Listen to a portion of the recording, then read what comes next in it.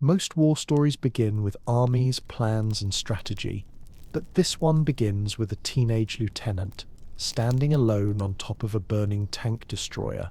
bleeding, freezing, almost certainly about to die, and somehow deciding that if 250 German soldiers were coming for his men, then they would have to come through him first.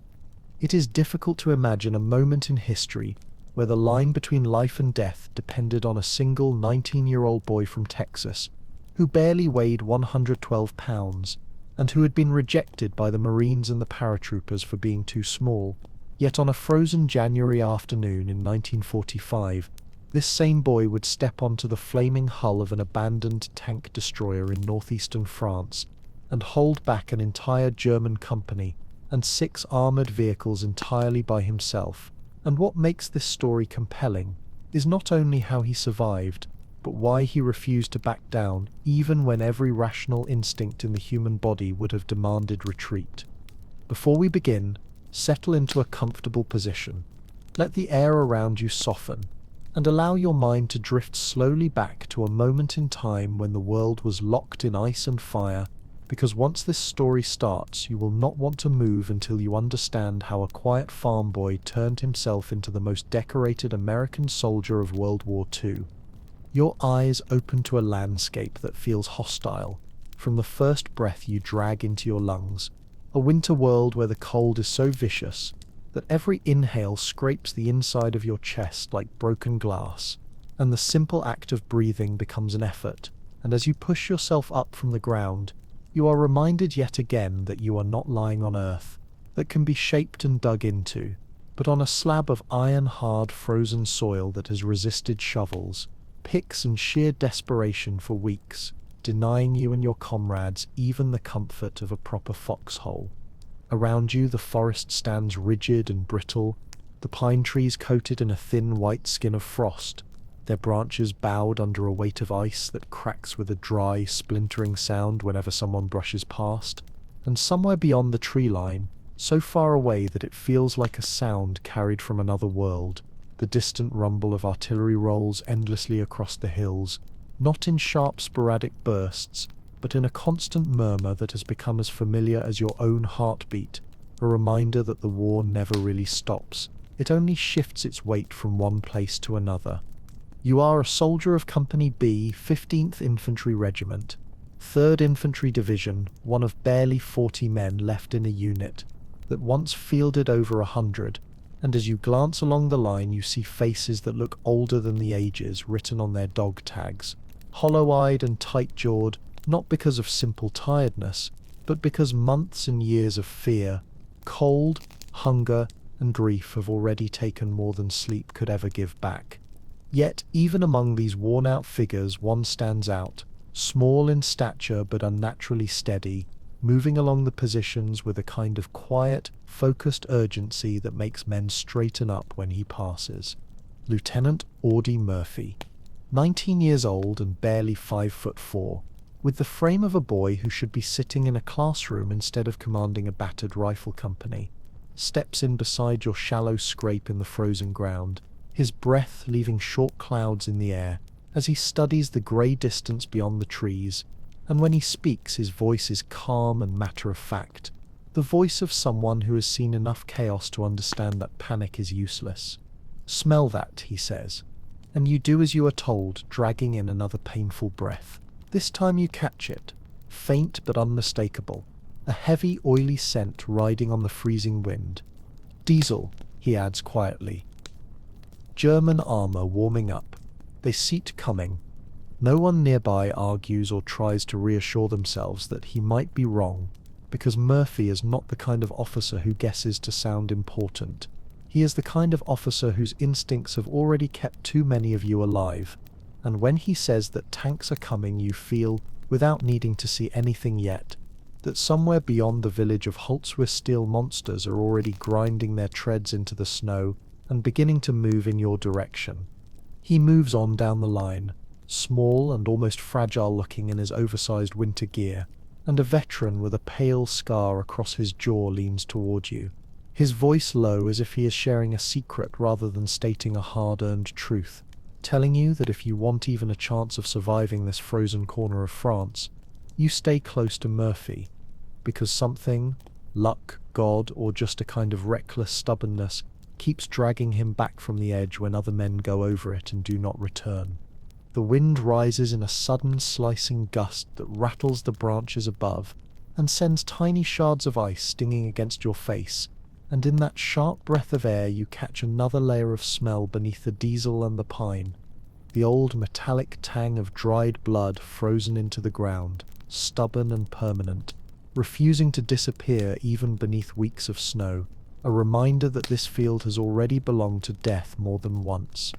The men begin to shift and fidget in that particular way soldiers do when they sense that something is about to happen. Fingers flex inside numb gloves, rifle straps are adjusted on stiff shoulders, boots thump lightly against the ground in a desperate attempt to coax some warmth back into toes that have been flirting with frostbite for days, and all along the line you can feel a silent question forming, not if the enemy will come, but when and how hard they will hit.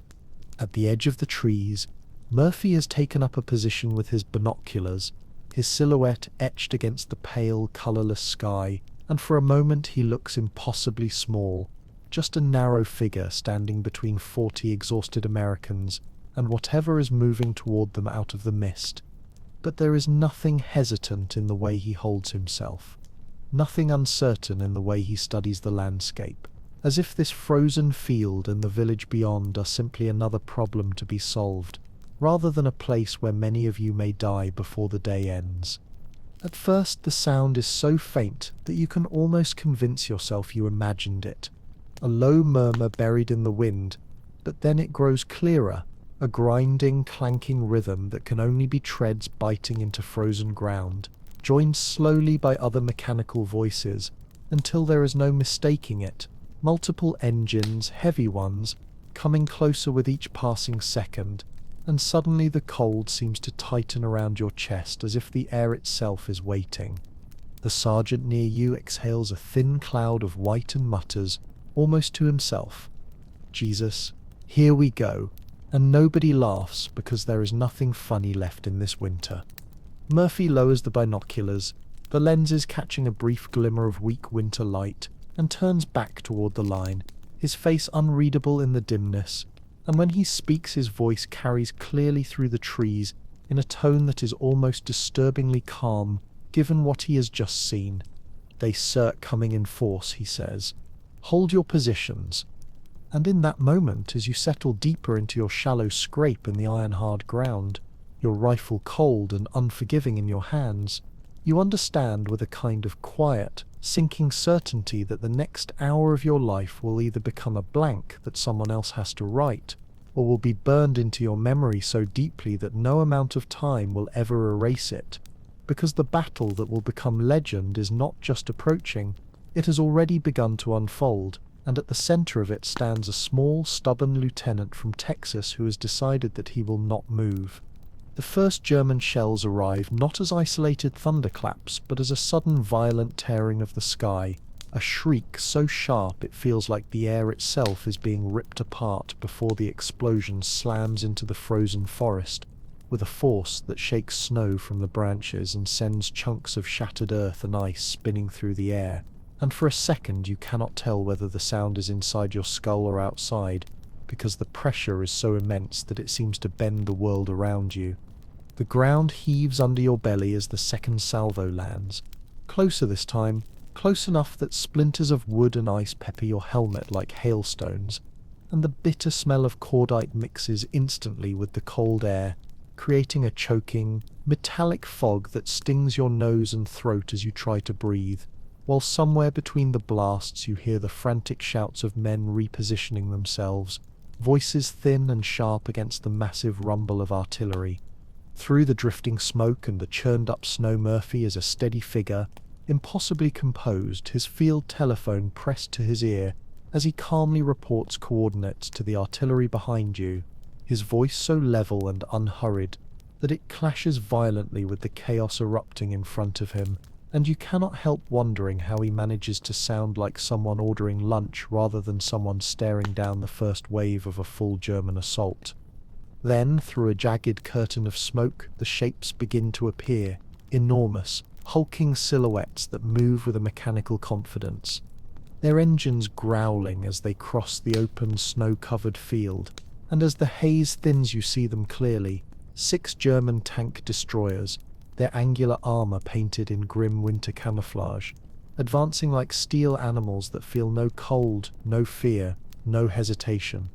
Behind them, stretching out in a long, chilling line that seems to grow even as you stare, comes the infantry, at least 250 German soldiers in white smocks that render them ghost-like against the snow, their weapons held at the ready, their formation tight and disciplined in a way that tells you they are experienced, maybe even elite, and as they move forward in measured steps you feel the full weight of what is coming settle heavily over your chest. The American M10 tanked destroyers beside the road fire the first answering shots, their 90 guns unleashing bright, violent flashes that momentarily illuminate the field, and for an instant you feel a flicker of hope, only to watch that hope shatter as the shells bounce harmlessly off the thick frontal armor of the German vehicles, ricocheting away in bright arcs that vanish into the forest behind you.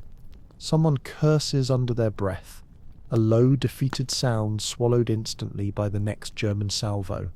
One of the M10 SES takes a direct hit to its rear armor plate, and the explosion is so abrupt and so violent that the entire vehicle seems to jump in place before a plume of black smoke erupts from its engine deck, followed by 2 figures scrambling out of the hatch, only for one to collapse instantly as another round tears through the turret.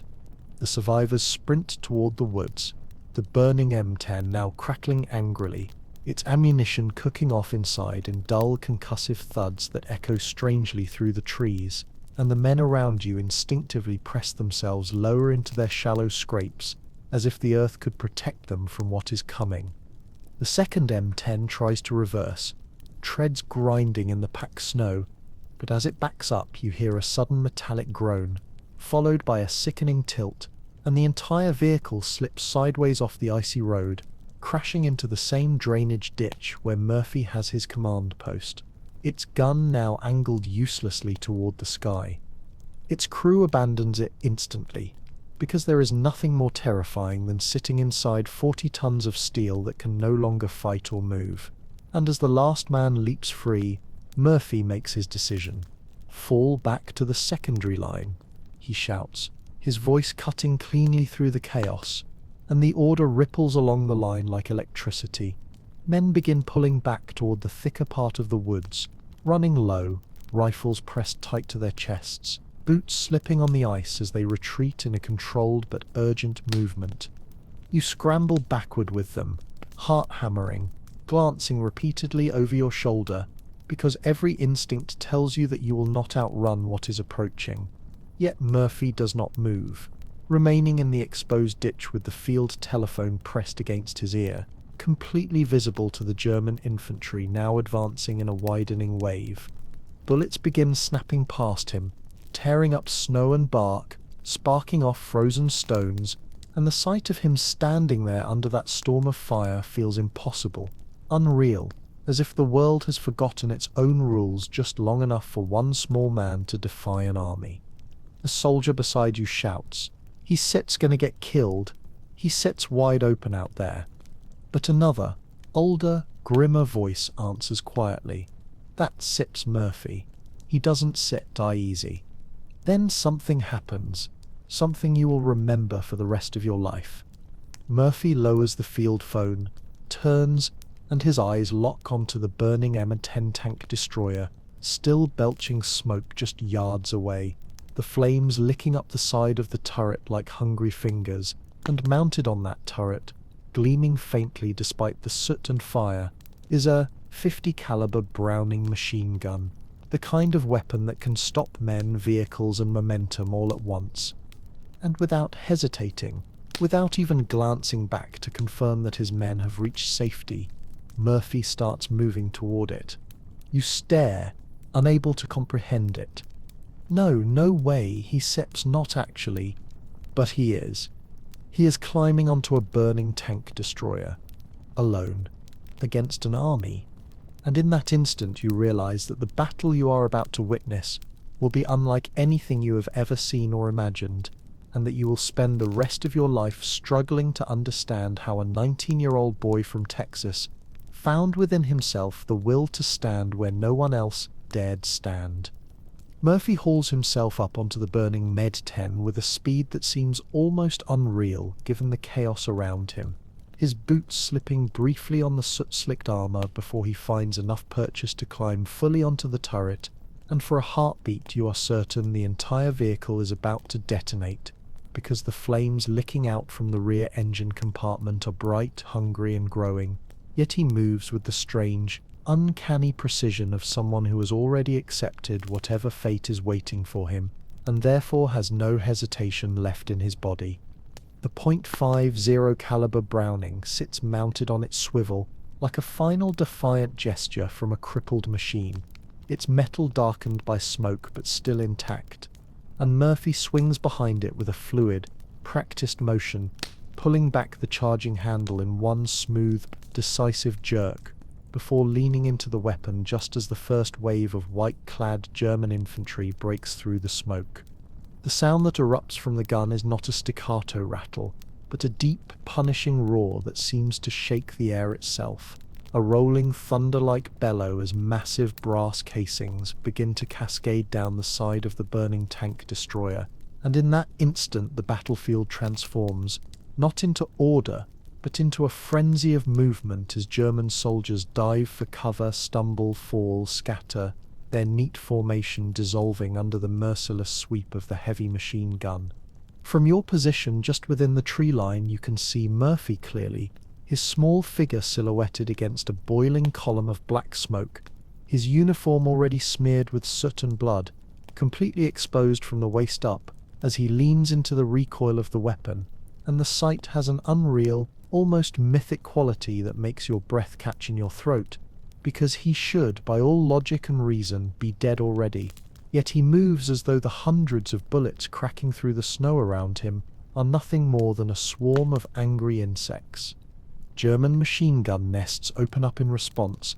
their tracers slicing bright red lines across the white field, and several of those lines converge on Murphy's position, stitching patterns across the burning hull, punching glowing sparks from the metal, but none of them hit him. Instead, they ricochet wildly, as if the angles of the tank and the smoke swirling around him are conspiring to create a narrow pocket where death simply cannot reach him yet. And even the men around you mutter disbelief under their breath, whispering things like, "How the hell is he alive? And that's not human."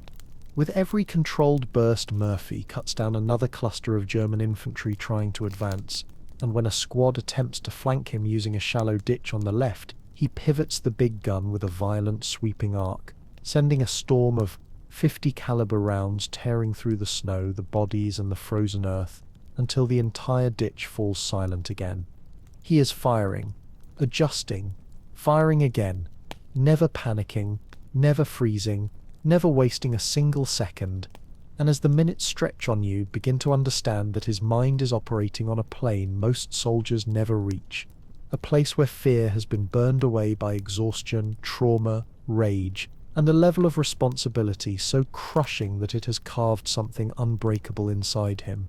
At one point, a German armoured vehicle fires a shell directly at the M10, and the impact slams into the burning hull with such force that the entire structure lurches sideways, throwing up a cloud of black smoke that completely engulfs Murphy, and for a terrible second you think he must be dead, vaporized, erased. But then the smoke thins and his silhouette reappears like a figure carved from shadow and fire, the .50 cal thundering again with renewed fury, and even the hardened sergeant crouched beside you mutters a quiet, almost reverent, "Jesus Christ," he walked out of the smoke.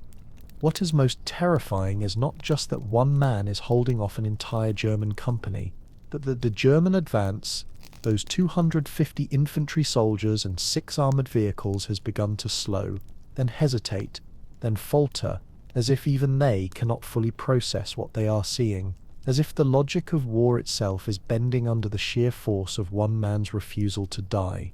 From the ditch near you, A soldier with a trembling voice says. He's calling RT2. Look at him, and you follow his gaze to see Murphy, still standing upright behind the smoking Browning gun, holding the field telephone against his ear with his free hand, calmly directing artillery fire, even as he continues spraying the advancing Germans. The juxtaposition is so surreal, it borders on madness, and yet his voice, dimly audible over the gun, remains astonishingly steady.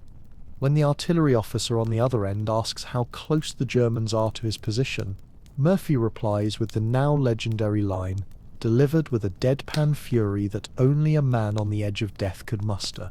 Just hold the phone and I cert let you talk to one of the bastards. The men around you laugh, the kind of brittle, shaky laughter born not from humour, but from disbelief, from the shock of witnessing something so far beyond the normal limits of courage that it feels almost supernatural. And even through the snow and smoke you can feel something shifting in the air, something in the German advance breaking, splintering under the psychological weight of this lone figure, who simply refuses to fall. And still Murphy fires, the big machine gun bucking against his shoulder like an enraged animal, the shell casings piling around his boots, the flames beneath him crackling louder as the M10 groans under the internal heat, and all the while he remains fixed in place, tiny, bloodied, smoke-stained, indomitable, holding the line alone in a scene that no man would believe had you not seen it with your own eyes. The German infantry, who only moments earlier had been advancing in confident, coordinated waves behind the protective bulk of their armour, begin to lose cohesion as the relentless stream of .50 caliber fire tears into their ranks, the men in white camouflage suddenly scattering like a flock of birds startled by a predator. They cannot quite see clearly, because nothing in their training or experience has prepared them for the sight of one lone American standing atop a burning vehicle and firing a weapon designed for anti-aircraft defense with the calm precision of a man taking target practice in his own backyard. You watch as another squad tries to crawl forward under the cover of the tank destroyers, their bodies pressed flat against the frozen snow, their movements slow and methodical, but Murphy shifts his weight, adjusts his angle, and unleashes a burst so violent that it rips through the icy ground inches from their helmets, sending them scrambling backward in a frantic retreat that leaves several more white-clad shapes lying motionless behind them, and the field begins to look less like an orderly battlefield and more like a shattered mosaic of confusion, fear, and collapsing German resolve. The tanks themselves, cautious now, begin to maneuver in wide arcs around Murphy's burning perch, their commanders reluctant to get too close to the M10 in case it explodes, and in their attempts to avoid the potential blast zone they inadvertently create a strange protective ring around Murphy, an accidental bubble of dead ground where the German infantry cannot easily follow, and where the tanks cannot safely advance, a ring of hesitation that grows wider with every sweeping burst of the Browning gun. From your vantage point in the tree line, you can see how the flames beneath Murphy are beginning to intensify, the fire licking up through the engine grates and curling along the underside of the turret like living hands reaching for him, and you expect at any moment to see a violent detonation that will throw his body into the air. Yet he does not move, does not flinch, does not even look down, his entire world narrowed to the belt of ammunition, feeding through the machine gun and the shifting lines of enemy soldiers beyond the smoke. At one point the Germans manage to get a mortar team into position behind a slight rise, and you see the dark arc of a shell looping upward toward Murphy's platform. But before the shell can land, Murphy somehow spots the movement, swings the .50 cal around, and annihilates the entire mortar crew in a single sweeping burst that leaves nothing but churned snow and a scattering of equipment, an action so fast and so precise that even the veterans beside you stare in a kind of horrified awe, unable to reconcile the boyish figure on the burning hull with the impossible lethality of his actions. Then comes the moment that sears itself into your memory deeper than anything else. A German tank destroyer, bolder than the others, or perhaps simply more desperate, angles its hull toward Murphy, and fires a shell directly at the turret where he stands, the explosion hitting the M10 with a deafening blast that engulfs everything in a towering plume of black and grey smoke, so thick and so violent that for a breathless instant the world disappears into swirling darkness. You feel your stomach lurch with the certainty that this is the end, that no human being could survive that impact, and around you the men in the tree line go silent, each of them frozen in a suspended moment of waiting, listening, hoping against reason. Then, through the slowly thinning smoke, a shape emerges, not large, not armored, not invincible, but unmistakably human. Murphy's silhouette reappearing like some grim phantom born out of fire and ash, his body leaning once more into the heavy machine gun as he reopens fire with renewed ferocity, the Browning coughing out long, punishing bursts that cut through the mist like flashes of lightning. The sergeant beside you exhales a trembling breath, his voice barely more than a whisper as he mutters, "He walked through that. He actually walked through that." And in that moment you understand fully why the men of Company B follow this 19-year-old boy without hesitation. Because you are watching something that defies training, logic, and even fear.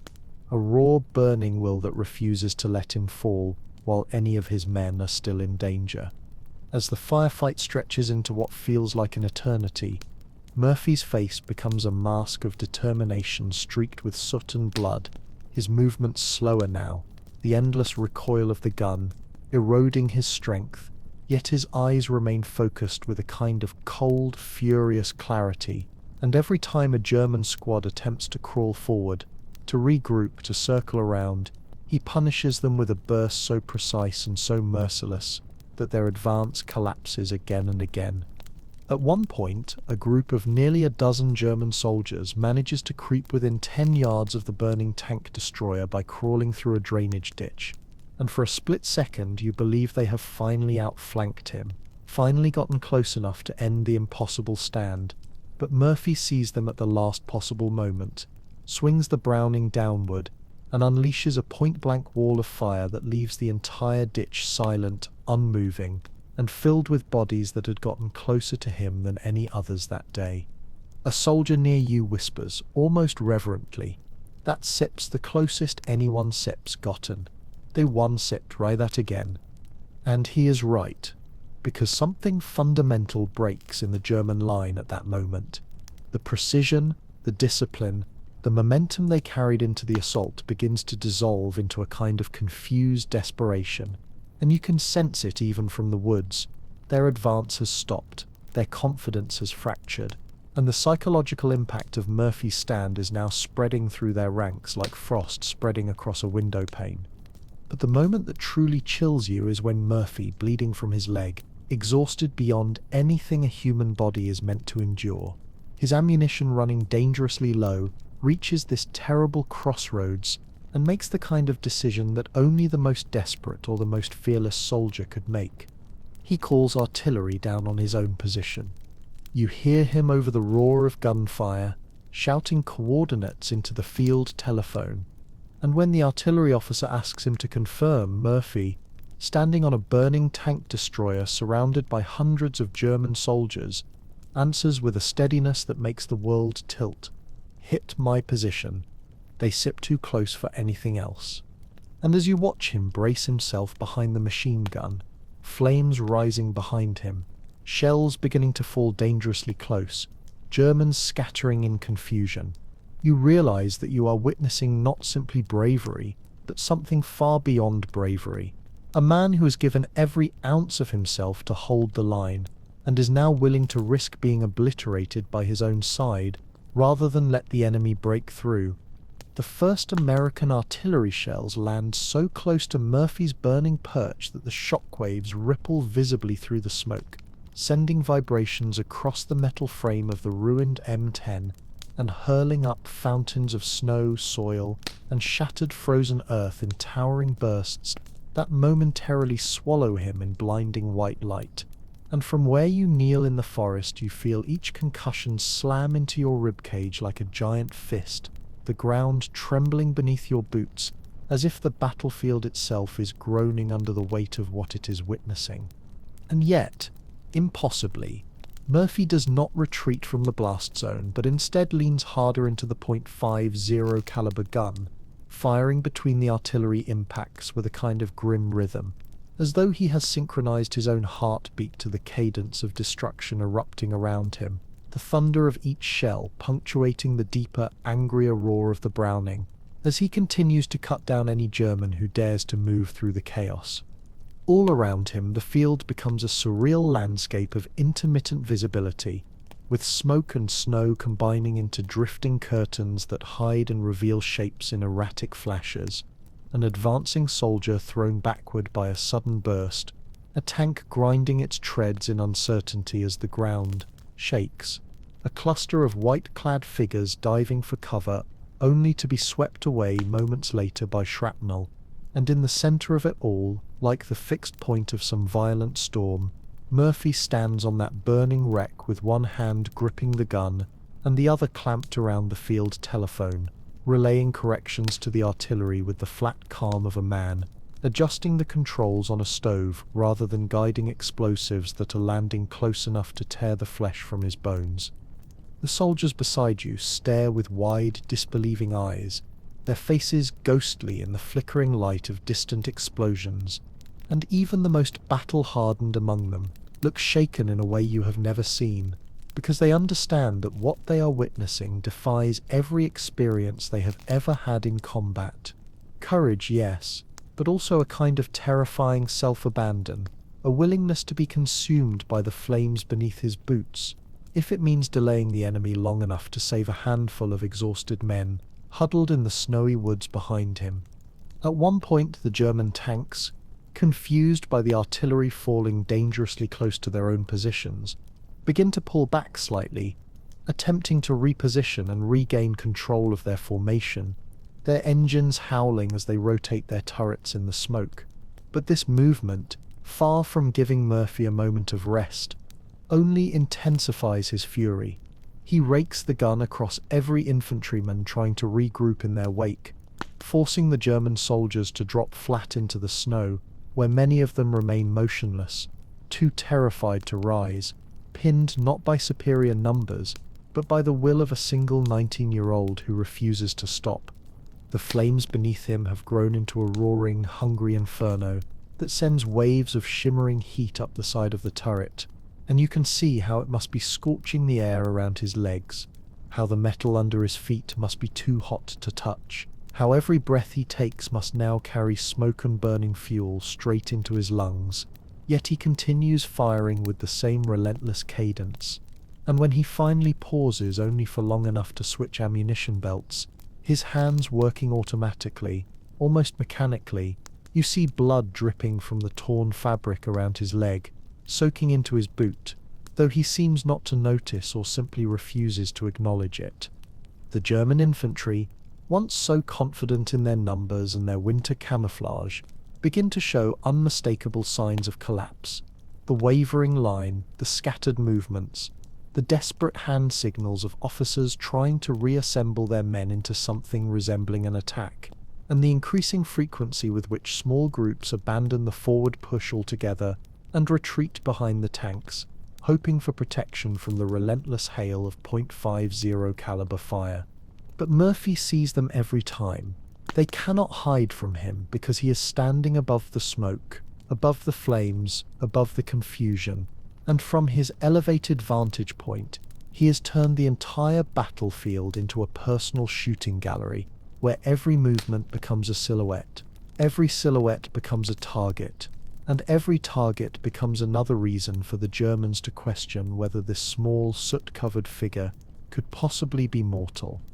The artillery continues falling, closer, then farther, then closer again, each blast sending tremors through the burning Den 10 and tearing deeper craters into the already tormented landscape, and you realize with a sickening mix of awe and dread that Murphy is not just holding back an attack, he is warping it, bending its momentum around himself the way a stone creates whirlpools in a river, turning an organized assault into a panic-stricken tangle of confusion and fear that has begun to unravel the Germans from within.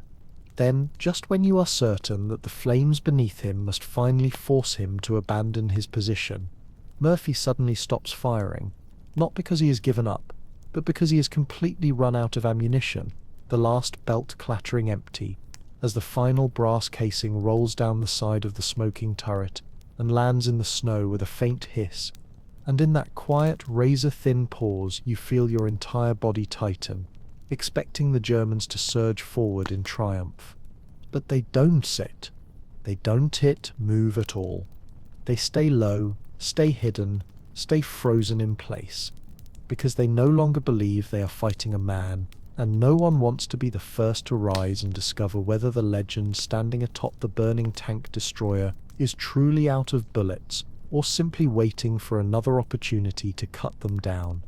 And in that strange, breathless moment, with the battlefield unnaturally still, except for the crackling of flames and the distant thump of artillery falling in the far distance,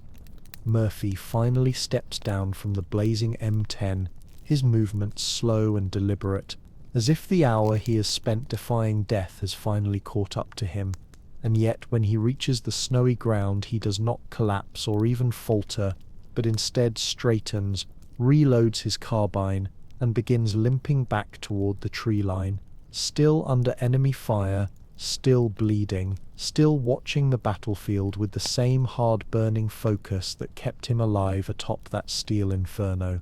Murphy limps toward the tree line with the slow, deliberate steps of a man whose body is beginning to remember that it is made of flesh and not iron, his wounded leg dragging slightly through the snow, leaving behind a thin, uneven trail of crimson that stands out starkly against the white ground. And as he approaches the first line of trees, you can see the exhaustion settling across his face like a shadow, deep lines etched around his eyes, soot and blood smeared across his cheekbones, his breath coming in sharp, ragged bursts that hang in the freezing air like broken wisps of smoke.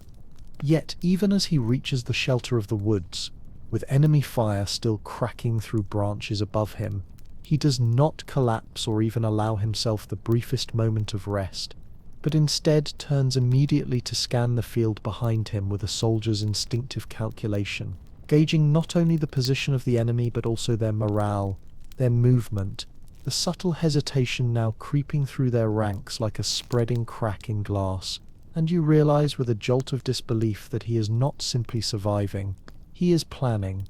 The men of Company B, huddled in the tree line with rifles clutched tightly in trembling hands, stare at him with a mixture of shock, reverence, and a kind of weary gratitude that goes beyond anything spoken, because every one of them understands that if Murphy had fallen, if he had hesitated, if he had chosen safety over that burning tank destroyer, they would all be dead by now. Yet the moment he steps back into cover, they instinctively straighten their postures, as if some invisible force has snapped back into alignment.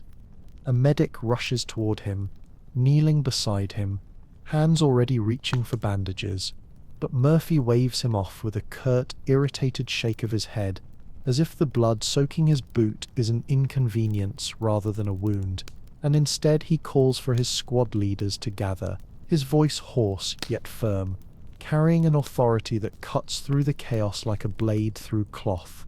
"We stay counter-attacking," he says.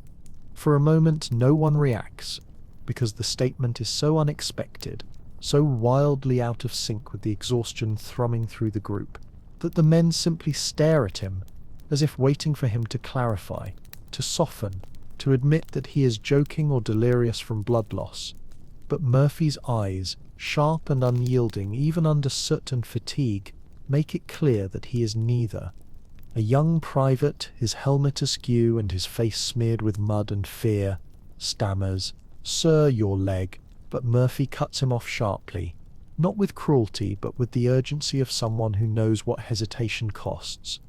"There on the ropes," he says, gesturing toward the field where columns of black smoke from the burning AIM-10 twist upward like dark banners. They thought they had us. They thought they'd roll right through. Now they're confused, scared, disorganized. We hit them now, while they're reeling, and we push them all the way back to Holtz. And the extraordinary thing, The thing that sends a chill down your spine is that the men believe him. Not because the odds have shifted in any rational way. Not because you suddenly have more ammunition, or more firepower, or more men. But because the sight of him, bloodied and blistered and smoke-stained, having just held off 250 Germans alone, has shattered the boundaries of what anyone thought possible. And in the vacuum left by that realization, there is space for something even more powerful: belief. Behind you, Sergeant Elmer, Snuffy Brolly, the man who moments earlier whispered that he had never seen anything like Murphy Sips stand, rises to his feet with a groan, slaps a fresh magazine into his rifle, and mutters, "If he Seps going back out there, I Sep not sitting here like a coward." Another soldier nods, then another, and the energy begins to ripple through the entire line like a current awakening a dormant machine. Rifles being checked, ammunition redistributed, men pulling themselves upright despite shivering limbs and frostbitten fingers, because the logic of war has shifted, and they can feel it even if they cannot articulate it. The Germans are no longer the hunters, they are the hunted. Murphy moves through the line quickly, assigning positions, pointing out targets, directing fields of fire with the same calm precision he used while calling artillery on his own position, and every instruction he gives carries the weight of a man who has already proven beyond any doubt that he will never ask his men to go anywhere he is not willing to go himself. When he finally reaches the front of the makeshift formation, he turns once more to look at the field, his eyes narrowing as he gauges the distance, the angles, the faint movement of white shapes still lingering behind the wreckage of their failed advance, and then, without any dramatic gesture or heroic proclamation, he simply nods and steps out of the trees, limping heavily but with unwavering determination. For a heartbeat the forest is silent except for the sound of boots crunching in snow as the men move behind him, forming into a loose but purposeful line, and then the entire company surges forward across the frozen ground toward the same field where moments earlier they had been certain they were about to die.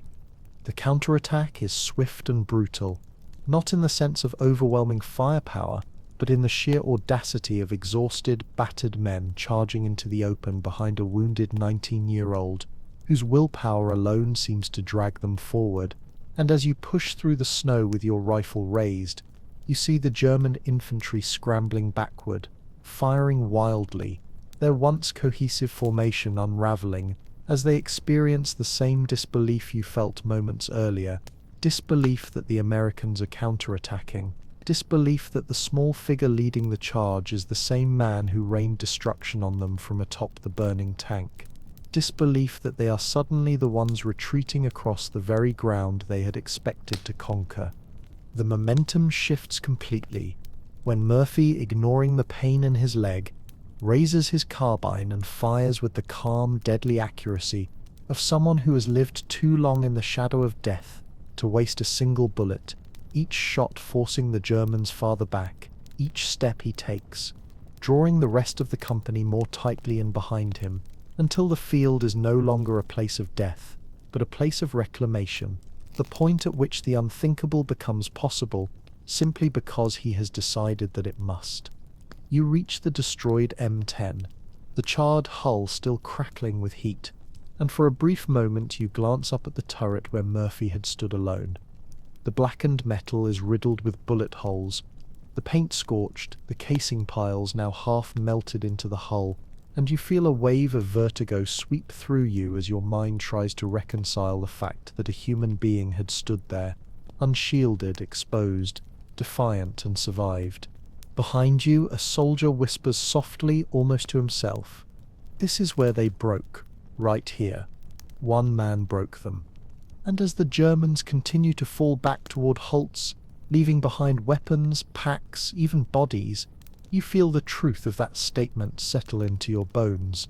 The counterattack is succeeding not because you outnumber the enemy, not because you have superior weapons, but because their will cracked when they watched a single bleeding American refuse to die.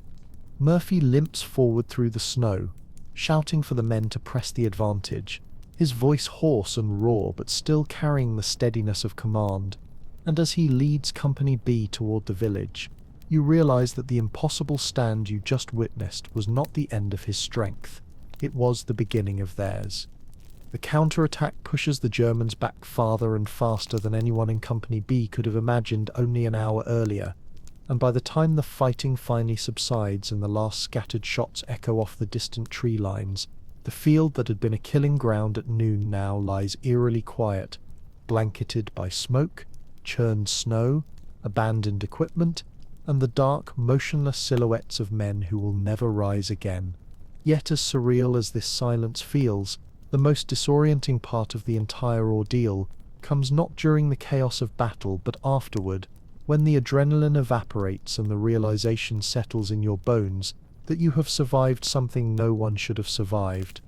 You collapse behind a tree, your breath forming clouds so thick they blow back into your face with every exhale, your heartbeat pounding so violently against your ribs that it feels like a second artillery barrage inside your chest. And as you look around, you see other men slumping against trunks, falling to their knees, or simply staring into the pale winter sky with the dazed, glassy eyes of people who have walked through hell and somehow come out the other side intact.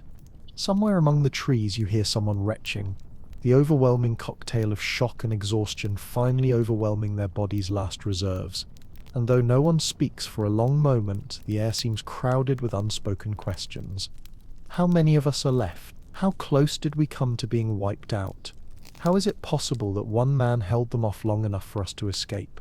And then, through the quiet, you hear the unmistakable sound of Murphy's voice, hoarse, frayed, weary, but still carrying that same controlled intensity as he checks on the men, moving from soldier to soldier with a limp that grows heavier with each step, refusing medical attention even as blood darkens the fabric of his pants, insisting instead on verifying ammunition counts, casualty numbers, defensive positions, and the condition of the wounded before he allows anyone to even think of resting.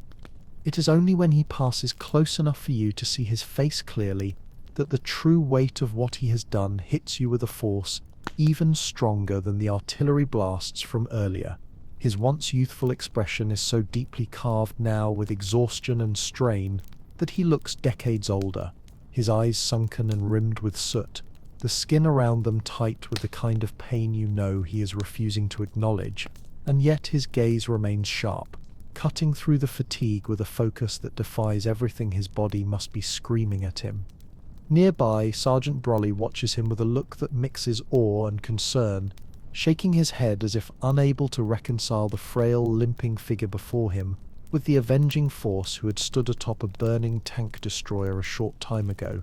And he mutters quietly to you, "I've seen brave men, seen reckless men, seen men go down fighting with all they've got. But whatever that was out there today, it was something else entirely. I don't think we'll ever see it again." As the winter dusk begins to settle, painting the battlefield in shades of grey and dimming the last of the smoke columns rising from destroyed armour, the men gather in small clusters around improvised fires, the flames tiny and weak against the cold but offering just enough warmth to thaw stiff fingers and numb cheeks. And it is in this fragile lull, this thin ribbon of time between survival and the next set of orders, that the enormity of Murphy's actions finally begins to circulate among the soldiers in murmured fragments. Some talk about how he looked like a ghost rising from the smoke after the tank destroyer took a direct hit. Others replay in hushed detail the way his .50 caliber fire cut sweeping arcs through the German lines. A few simply sit in stunned silence staring into the fire, their expressions hollow as they absorb the knowledge that they were alive solely because a 19-year-old boy refused to let death claim them. Only when the fires have burned low and the temperature begins its nightly descent into bone-deep cold does a new sound break. The chatter, the crunch of boots on snow, and Colonel Keith Ware himself appears, wrapped in a thick winter coat, his face stern but deeply attentive as he scans the battered remnant of Company B scattered among the trees. He heads straight for Murphy, who rises stiffly, his leg trembling under his weight, but stands at attention anyway, his posture rigid, despite the obvious agony in his wounded limb, and Ware clasps his shoulder with a mixture of authority and something akin to disbelief, speaking in a tone just loud enough for nearby men to hear, but not so loud as to sound performative. "Lieutenant," the colonel says, "I need your account of what happened today." Murphy nods once, tightly, as if preparing to speak is more painful than the wound in his leg, and begins recounting the day's events with a level of understatement so extreme that several men exchange incredulous looks. He describes the burning M10 as damaged, the German assault as substantial, his stand as necessary, and glosses over his hour-long firefight against impossible odds, as if it were just another tactical decision made under pressure. Ware listens without interrupting, his eyes narrowing as he tries to penetrate Murphy's modesty, and more than once he glances toward the battlefield, his expression tightening with the dawning understanding that the silent, smouldering field in front of him is proof enough that the lieutenant is omitting half of what he did. When Murphy finishes, the colonel places a hand on his shoulder again, this time with solemn weight, and says quietly but firmly, "Lieutenant, what you did today saved this entire company from annihilation." Murphy's only response is a small nod, his gaze lowering briefly to the snow, as though he cannot bring himself to accept praise for something he views not as extraordinary, but simply as his duty. When Ware leaves, the men gather a little closer around Murphy, but he does not bask in their admiration or retell the story for dramatic effect. Instead, he moves again through the line, checking watches, confirming ammo counts, making sure defensive arcs are set, acting not like a hero who has just altered the course of a battle, but like an exhausted officer who still has work to do before he allows himself to collapse. Night finally descends, thick and crushing, and as the men settle into shallow, ice-rimmed positions with blankets pulled tight around their shoulders, the forest grows quiet except for the occasional snap of a freezing branch or the low groan of the wind moving through the trees. Somewhere nearby you hear two older soldiers whispering that they doubt Murphy is even human after what he did today, while another quietly insists that no amount of training or luck explains his survival, that something bigger must have been watching over him. But as you watch him one last time before exhaustion pulls you under, Murphy's sitting alone on an ammunition crate, his leg finely bandaged, his face illuminated faintly by the dying glow of a fire. You see no godlike figure, no myth or legend, but a young man whose eyes are too old for his face, staring into the darkness with the haunted stillness of someone who knows the war is far from over.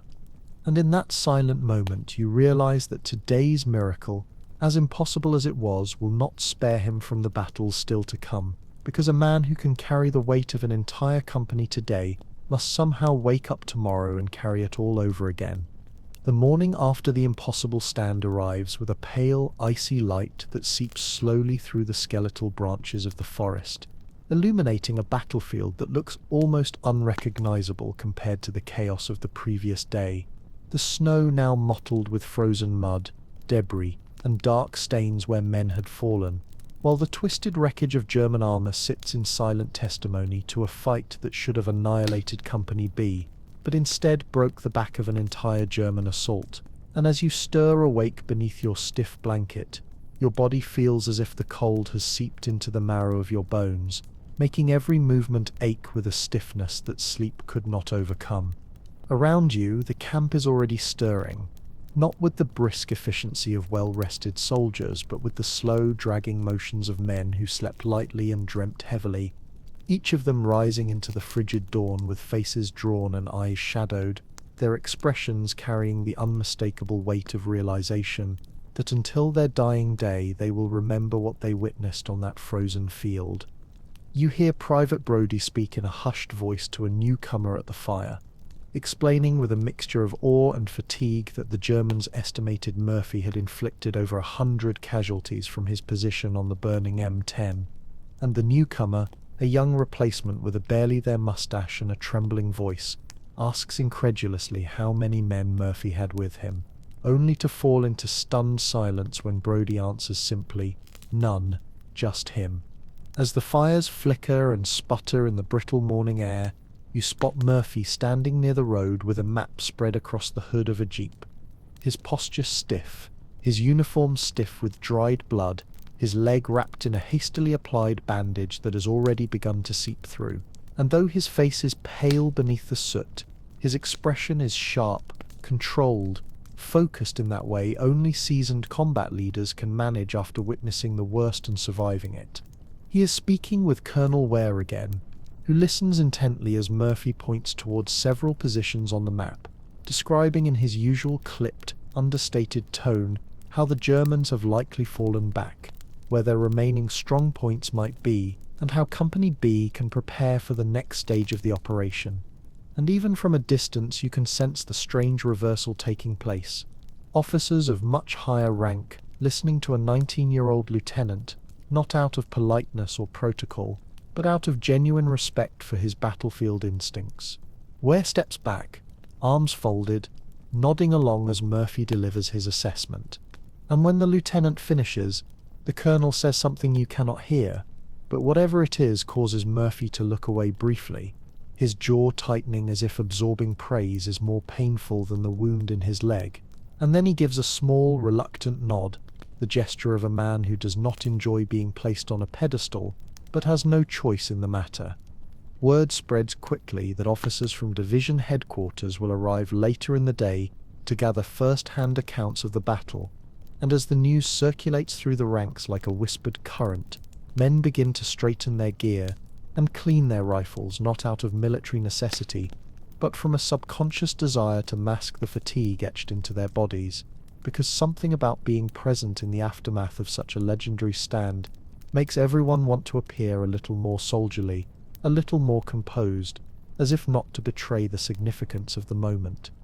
As you move through the forest, you overhear snippets of conversation, men describing how they saw Murphy silhouetted against the flames, how he seemed to rise from the smoke like a figure carved from fire and steel, how the German advance shuddered and faltered under the weight of one man's defiance, and though each soldier's account differs slightly in detail, they all converge on the same truth, that the battle turned not because of artillery, or luck, or terrain, but because of a single, impossible act of courage.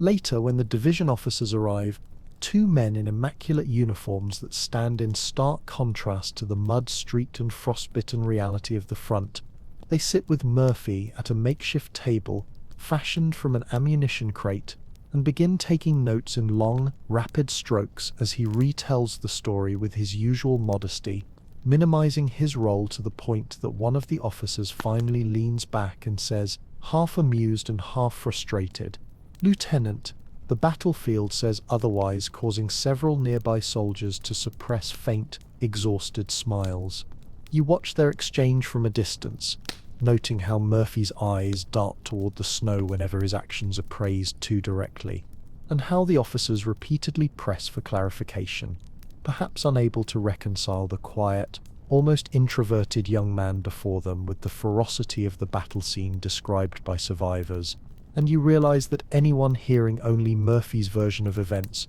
would never guess that he had come within inches of death a dozen times, and pushed on anyway. As the officers finish their interviews and depart, you see Murphy finally allow himself to sink down onto a crate, his shoulders slumping, the weight of fatigue settling over him like the snow-laden branches above, and for one long moment he closes his eyes, his breath forming a slow, trembling plume that drifts upward before dissolving into the cold air. And although he looks like a man who could sleep for a week, he opens his eyes only a moment later, as if some internal force refuses to allow him even the smallest luxury of rest. A fellow soldier, an older man from Sicily and Anzio, sits down beside you and mutters, "You know what sip's coming next. Done set you, medals, citations, promotions, reporters, the whole circus." You nod silently, because everyone knows it, even Murphy, though he would rather be on patrol than standing in front of a general. But the older soldier continues, his voice low and almost sad. "But here's what people won't see. They won't see him tonight when the nightmares hit. They won't see how he'll walk the perimeter 3 times because he can't sit still. They won't see how he keeps checking on us, making sure every man is warm and fed before he even thinks of himself. They won't see that he's already planning for tomorrow, because he knows this war isn't done with him yet.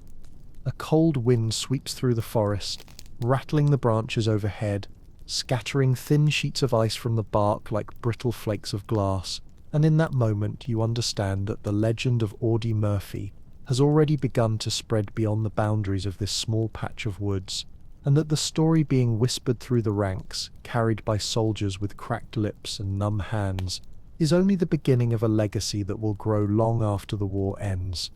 As Murphy rises and limps toward the next group of soldiers to check their positions, his silhouette small against the vast whiteness of the field, you realize that in the span of a single afternoon, he has crossed an invisible threshold, from a skilled, respected officer to the kind of figure soldiers will recount for decades, a symbol of what one man can do when the world collapses around him, and he chooses, against all logic, to stand. The march toward Holzwer begins under a sky the color of hammered steel,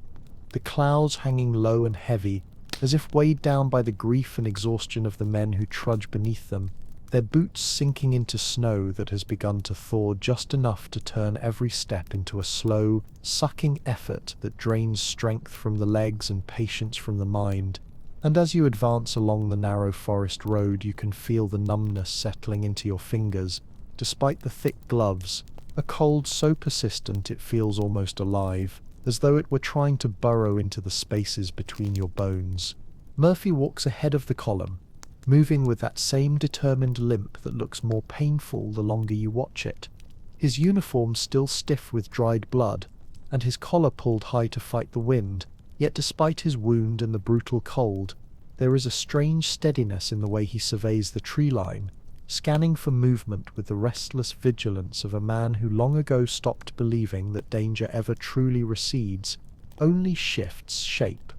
No one speaks much during the march, not because orders demand silence, but because every man feels the weight of what they are walking toward, the knowledge that the enemy has retreated but not broken, that the ground ahead has already soaked up enough blood to make the air itself smell faintly metallic, that the village of Holzwer is not just a waypoint on the map, but a place that tried to kill them 24 hours earlier, and will surely try again the moment they draw near.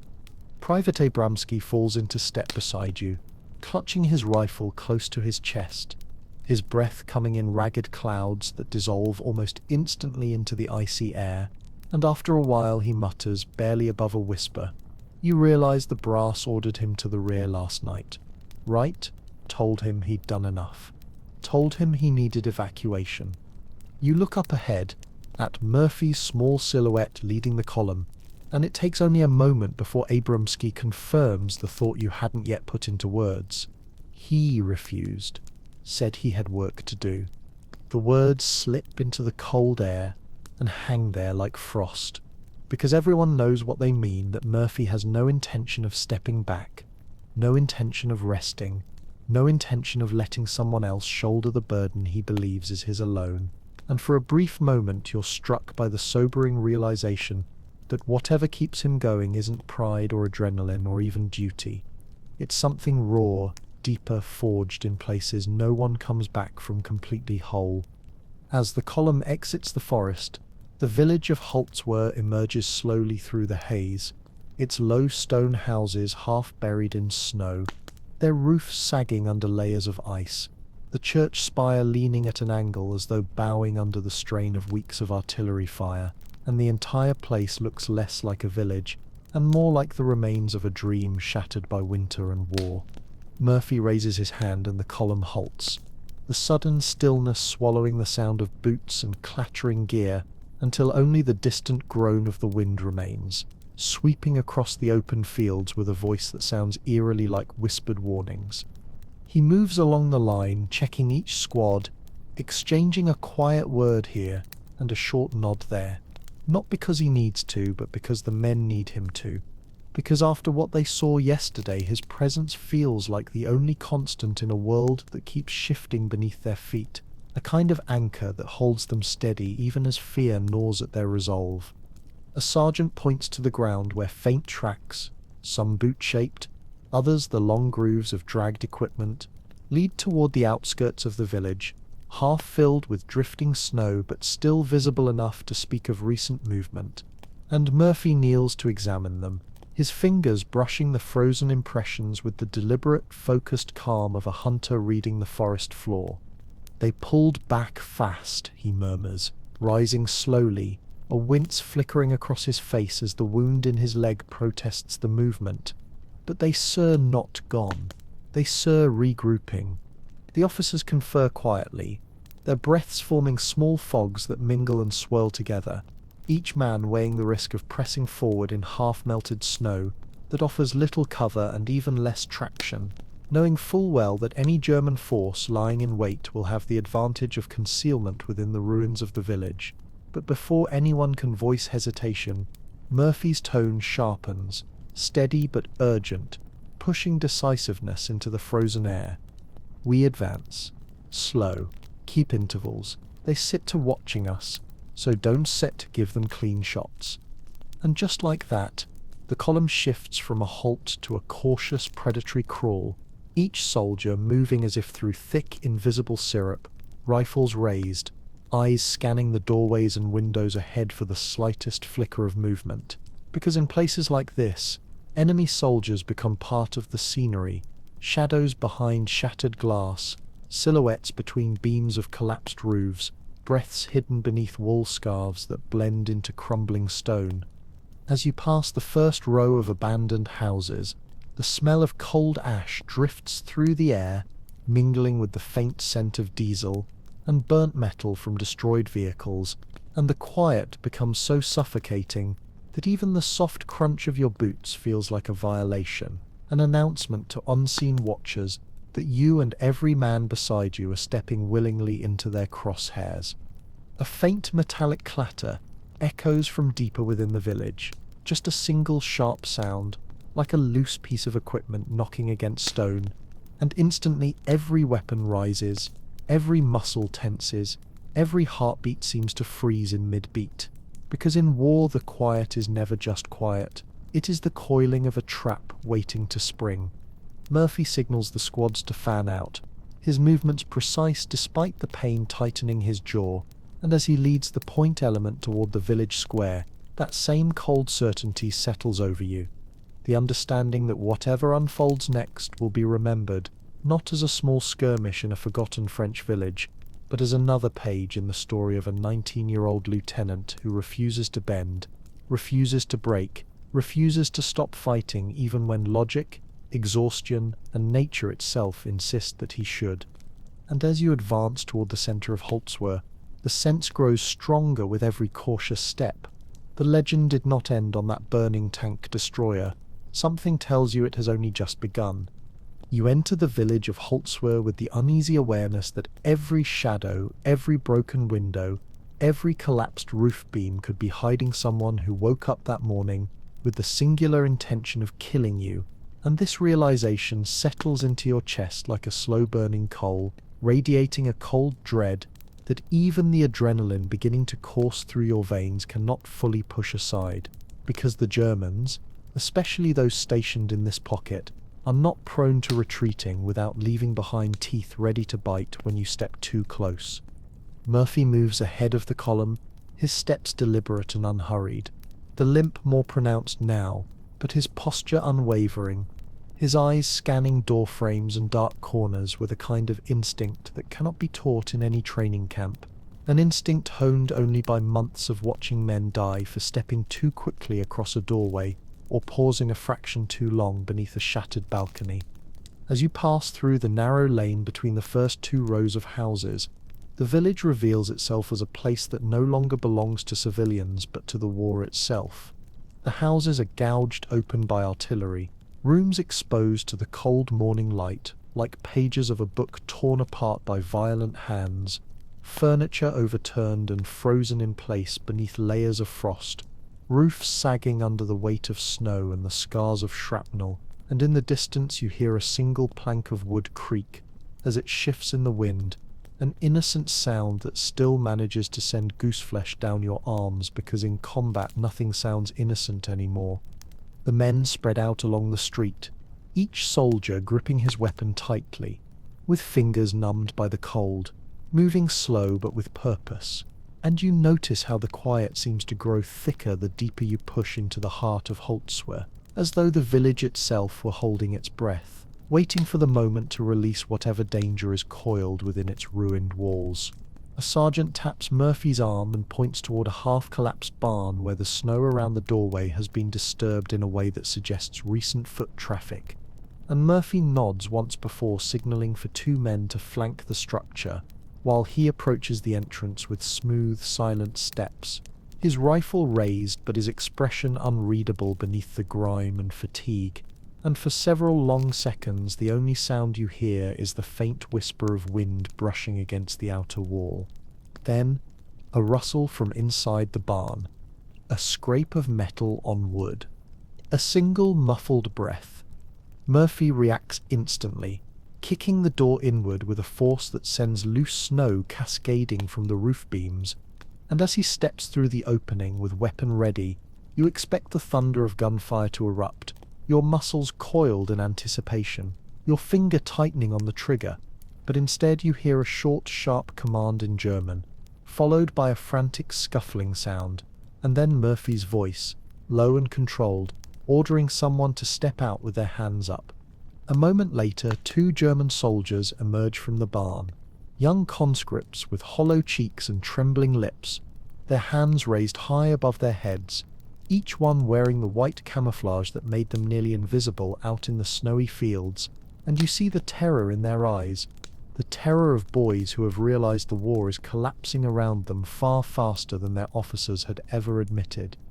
As they are disarmed and escorted away, Murphy's attention shifts immediately back to the village centre, his jaw clenched as he studies the empty main street that stretches ahead like a frozen artery leading deeper into Holzwer's ruins. And he does not pause to rest or even acknowledge the capture of the two Germans. Instead, he signals the column forward again, as though this small victory is merely one step in a long sequence of steps that must be taken before the day can be considered anything close to secure. The street widens into a small square dominated by the skeletal remains of the village church, its bell tower cracked down the middle like a stone spine split under pressure,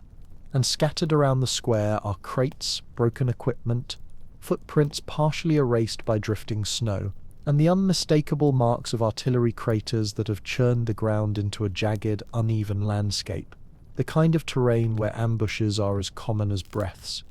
Private Abramsky murmurs, "This place feels wrong," and though the words are barely audible, every man nearby seems to register them, because they all feel the same electric prickle along their necks.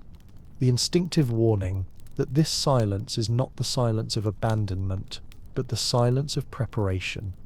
Murphy halts again, crouches beside one of the crater rims, and runs his fingers lightly over the snow, examining the shallow grooves and the faint drag marks that lead toward the rubble of the church, and then he mutters something so quietly you almost miss it.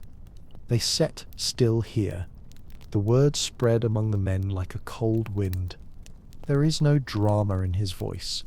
no attempt to stir fear or courage, just the blunt certainty of a man who has spent enough time on enough battlefields to recognize the subtle signs others might overlook. And as he rises again you can see that familiar tension return to his posture, the subtle shift in his shoulders that indicates he's already piecing together the shape of the unseen enemy force around you. The next few minutes stretch into a slow, suffocating eternity, the kind where each step feels like it might trigger an explosion or draw a sniper's bullet, and as you advance toward the church you become hyper-aware of every sound, the crunch of your boots, the jingle of a loose canteen clip, the distant creak of wood warped by cold, and with each sound your pulse seems to strike harder against the inside of your skull. Then it happens. A shadow moves behind the collapsed stonework of the church. A faint glint of metal. A whisper of breath that doesn't belong to the wind. Murphy stops dead in his tracks, raises one closed fist to signal the column to freeze, And in that instant the world seems to narrow to a single razor-sharp line between life and death. A line Murphy alone seems able to walk with steady feet, while everyone else stands trembling on its edge. What comes next you can feel rather than see. The sense of tension building behind the ruins, the anticipation of a force waiting to spring forward. And you know with absolute certainty that the quiet village you marched into is about to erupt again into the kind of chaos that leaves scars in the mind, long after the body has healed. And as Murphy slowly lowers his fist and shifts his rifle into firing position, you realize the impossible. This 19-year-old lieutenant, still limping from yesterday's wound, still bearing the smoke and blood of his impossible stand, is once again placing himself at the very front, willing to walk into whatever trap lies ahead, so the men behind him might live 1 hour longer. In that moment, the legend doesn't grow by whispers. It grows by breath, by movement, by choice, because he knows he is being watched by the enemy, and he steps forward anyway. The moment Murphy steps forward, the village seems to exhale all at once, the tension that had been pressed invisibly into the walls, and the frozen ground suddenly shifting and rising like a coiled serpent, finally deciding to strike. And although no one sees the Germans at first, you feel their presence in the subtle change of the air, the faint disturbance of the silence, the instinctive tightening in your gut that warns you the line between safety and death has just narrowed to the width of a thread. Murphy pauses beside the remnants of a stone archway, his breath a thin stream of white drifting upward into the slanted morning light. And as he leans slightly to study a gap between two collapsed support beams, you can see the exact instant he detects movement. The pupils of his eyes sharpen, his posture lowers, his left hand rises in a slicing motion, signaling the men behind him to take cover, and before your mind even has time to process the danger, your body is already reacting to the authority in that gesture, diving behind the nearest chunk of rubble, as if dragged there by instinct alone. A half-second later, the world erupts. A German MG-42 opens fire from a concealed nest within the shattered church, the weapon's terrifying buzz so fast it almost sounds like ripping metal, tearing through the frigid air and sending chunks of ice and shattered stone flying in all directions. And the sheer violence of the moment turns the quiet village square into a storm of bullets, dust, and sharp, echoing impacts that strike the walls behind you with bone-rattling force.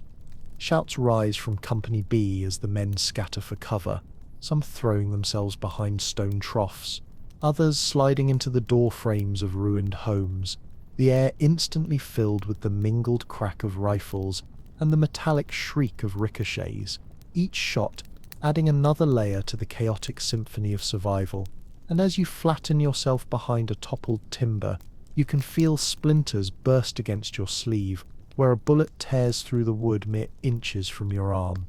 Murphy, somehow still upright despite the shockwave of incoming fire, moves with a precision so sharp it almost feels choreographed, dropping to one knee, leaning against the remains of a stone pillar, and returning fire with short, controlled bursts from his Thompson submachine gun. Each squeeze of the trigger, sending a line of bright muzzle flashes into the shadows where the enemy gunner hides. But the MG-42 isn't sit alone. A second German machine gun bursts to life from the opposite side of the church ruins, creating a deadly crossfire that slices through the open square like invisible scissors, forcing the men deeper into whatever cover they can find. And the terrifying realization hits you that you've walked straight into a perfectly engineered kill zone, a trap designed to funnel advancing soldiers into a bottleneck of overlapping fields of fire. Murphy understands this instantly. You can see it in the way his jaw clenches, in the rapid sweep of his eyes as he calculates angles and distances, in the subtle shift of his stance that signals he has already begun formulating a counter, because retreat is not an option. Not with the enemy dug in, not with wounded men pinned down, not with the threat of those machine guns cutting the entire company to ribbons if they try to fall back across the open street.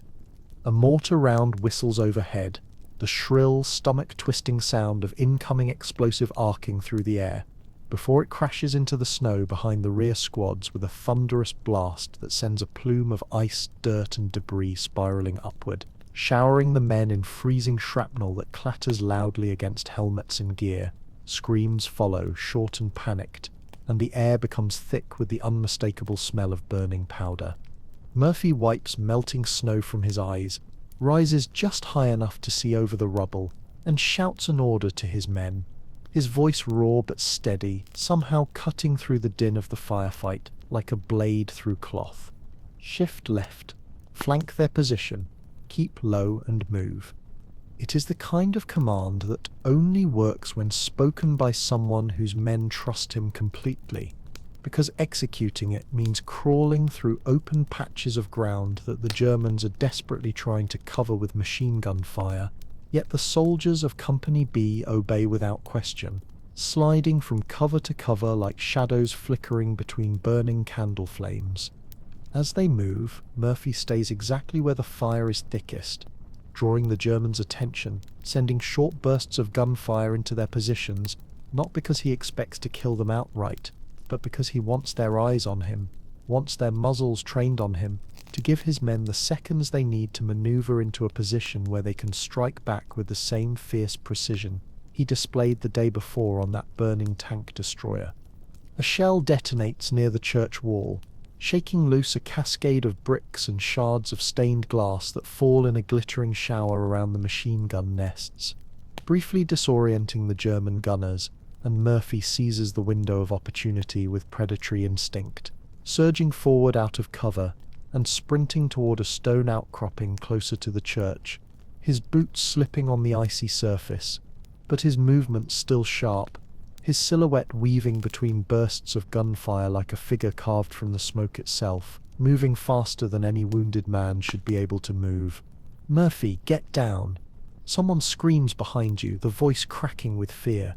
but he either doesn't hear or doesn't care, throwing himself behind the outcropping just as another burst from the second MG-42 rakes the area where he stood a heartbeat earlier, the bullets kicking up geysers of snow that glitter briefly in the thin sunlight, before collapsing into the frozen mud. Pinned now but significantly closer to the church ruins, Murphy leans out just enough to fire a burst that forces one machine gunner to duck, buying another precious second for the flanking squad to reach the side alley that will allow them to strike the enemy from an angle. The Germans cannot defend without exposing themselves. The battle becomes a deadly dance of timing and instinct, each movement countered by another, each burst of fire answered by a shout or explosion, and as the flanking squad moves into position, inch by inch, crawling on elbows, slipping through rubble, stepping over frozen bodies half buried in snow, you hear Murphy shout again, the kind of shout that carries both urgency and absolute faith in the men it addresses. "Now, push up. Take the nest." The squad bursts from the alley in a coordinated rush, rifles blazing, grenades arcing through the air in tight, practiced motions, and within seconds the first MG-42 falls silent, the smoke rising from behind the rubble telling you everything you need to know about what happened to its crew. The second gun tries to adjust, swiveling toward the new threat, but Murphy is already firing again, emptying the last rounds of his magazine with unwavering accuracy into the shadowed crack of stone where the gunner crouches, forcing him down long enough for the flanking squad to close the distance. And then, like a sudden tearing of fabric, the gunfire ceases. The silence is sharp, jagged, ringing through your ears in the aftermath of so much noise, and through the settling dust you see the flanking squad waving the all clear, their faces streaked with mud and soot but alive, breathing hard, their eyes wide with the shock of survival.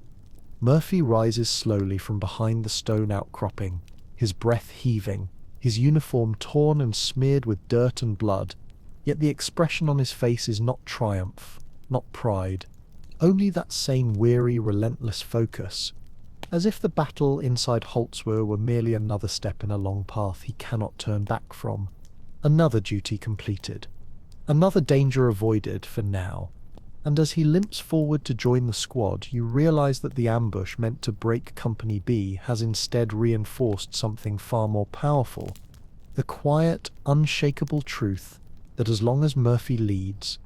as long as he refuses to fall, the men behind him will follow into any village, any field, any hell the war can create.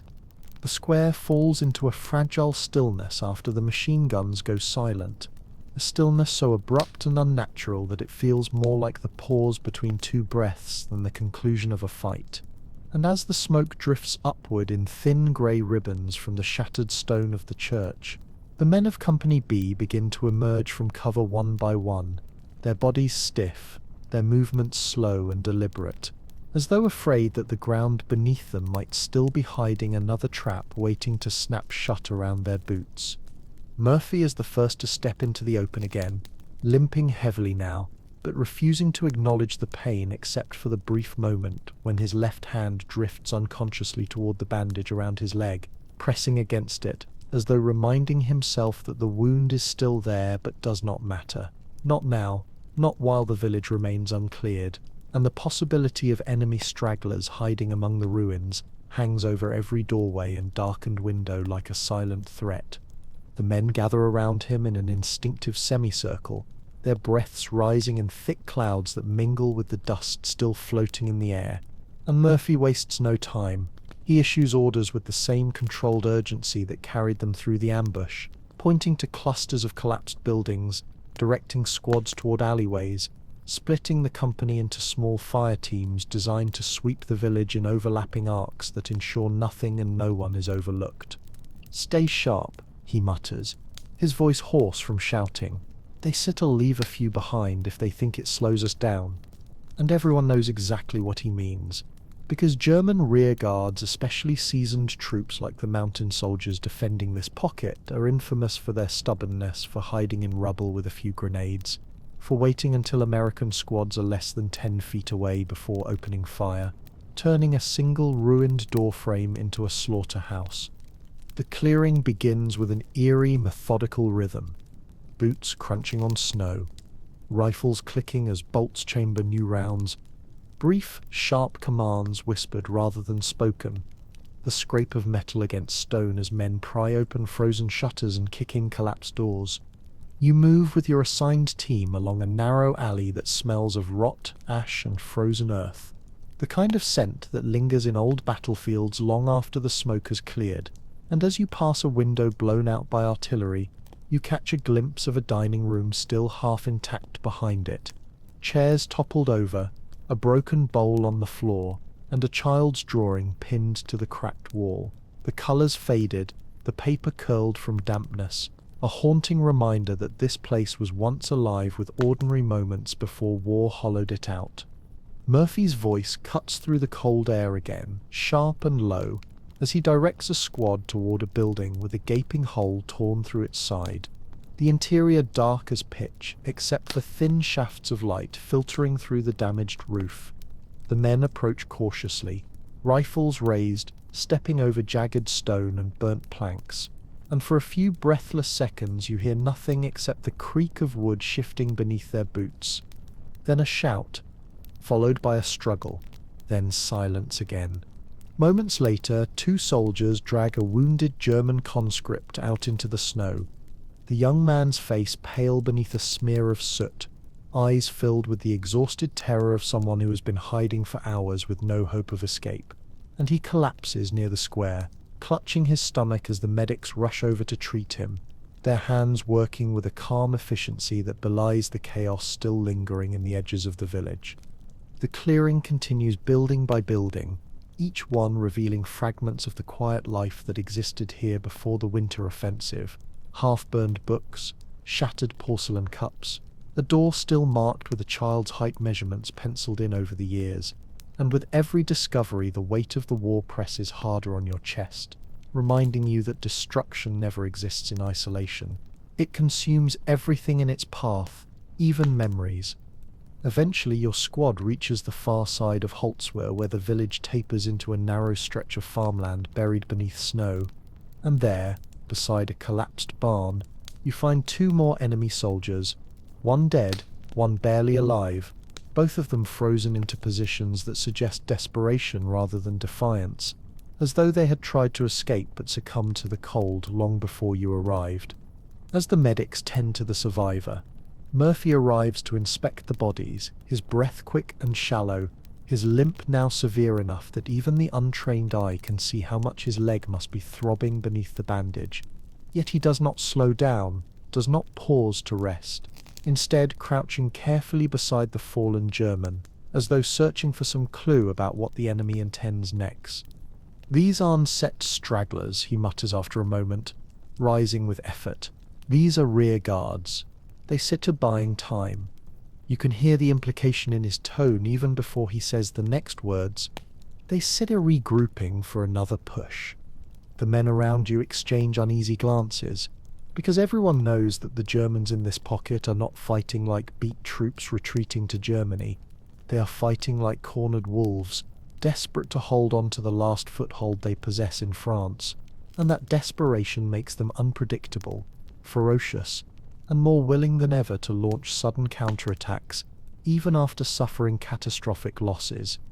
By the time the last structures are cleared and the village is deemed temporarily secure, the sun has shifted behind a thick curtain of cloud, casting Holzweiler in a muted blue-grey haze that makes the shattered walls appear ghost-like, as though the place were fading back into the memory of the men who once called it home. And Murphy stands near the church ruins with a map in his hands, the wind tugging at the edges of the paper while he studies the positions with narrowed eyes. His officers gather around him, stamping their boots to stay warm, their faces pale with exhaustion and windburn, and Murphy speaks in a tone so steady it seems to hold the entire group together by its cadence alone, laying out fields of fire, fallback routes, and defensive arcs with the precision of a man who has survived too many surprises to trust the temporary quiet that now lies over the village like a thin, fragile veil of peace. "We dig in here," he says finally, tapping the map. "They said'll come again once night falls or just after dawn. They one set let Holzweiler go without a fight, and they know what losing it means." A low murmur ripples through the officers, not of protest but of grim acceptance, because all of them understand exactly what Murphy means. The loss of Holzweiler will be another fracture in the shrinking German defensive perimeter, another step toward collapsing the entire Colmar pocket, another sign that the Reich's last foothold in France is cracking under pressure. As the officers disperse to relay orders, Murphy remains by the church entrance, staring out toward the snow-covered fields where the Germans had advanced the day before, and for a long moment he does not move, his breath steady, his eyes distant, as though he is already replaying the next attack in his mind, already seeing where the enemy will come from, where the first shots will fall, where he must be standing when the moment arrives. And when he finally turns toward the men digging new defensive positions, his expression holds no trace of fear, no hint of fatigue, only the quiet, relentless determination of a man who has already made peace with the reality that the battle is far from over, and that whatever comes next, he will meet it head-on, just as he always has. Night descends over Holzweiler not as a gentle dimming of the sky, but as a slow and inexorable swallowing of the last traces of colour, the clouds thickening into a heavy lid that presses low over the ruined rooftops, until even the faintest remnants of daylight are smothered beneath a blanket of darkness, so complete that the village seems to vanish into its own shadows, and as the cold deepens into a merciless force that creeps under uniforms and into bones, the men of Company B continue to move with heavy, deliberate motions, digging shallow foxholes in ground so frozen it might as well be carved from iron, stacking crates and splintered furniture to create barricades against the wind, and checking their weapons repeatedly with numb fingers that barely respond to the mind's commands. Murphy moves among them like a tired but unwavering spectre of authority, limping from one position to the next with that same stubborn refusal to acknowledge his wound, bending down to adjust a firing arc for a machine gun team, or repositioning a squad so they can cover a blind angle between two collapsed houses, and each time he stops beside a soldier, you can see the way the man's posture shifts, straightening slightly, shoulders tightening, as though the simple presence of the 19-year-old lieutenant rekindles some small ember of resolve that had begun to dim under the crushing weight of cold and exhaustion. The village in this deepening darkness feels far more alive than it did during the day. Every ruined house appears to breathe shallowly in the wind.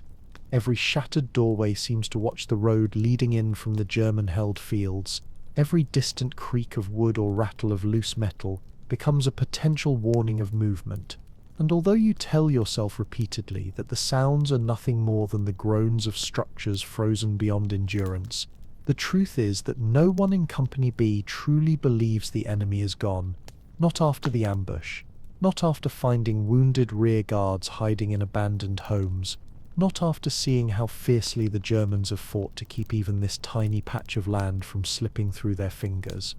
Somewhere in the village square, a group of soldiers huddles around a small, carefully shielded fire that burns low to avoid drawing attention. The faintest flicker of orange light illuminating faces hollowed by fatigue and eyes reddened from the wind, and as you approach them you hear Abramski murmuring about a rumor that reinforcements might reach the battalion by dawn. His voice hopeful but thin, like a man trying to convince himself of something he knows, deep down he shouldn't count on. And a veteran from Sicily replies with a short, humorless laugh, saying that reinforcements always seem to arrive one day later than promised, and one bullet too late to matter.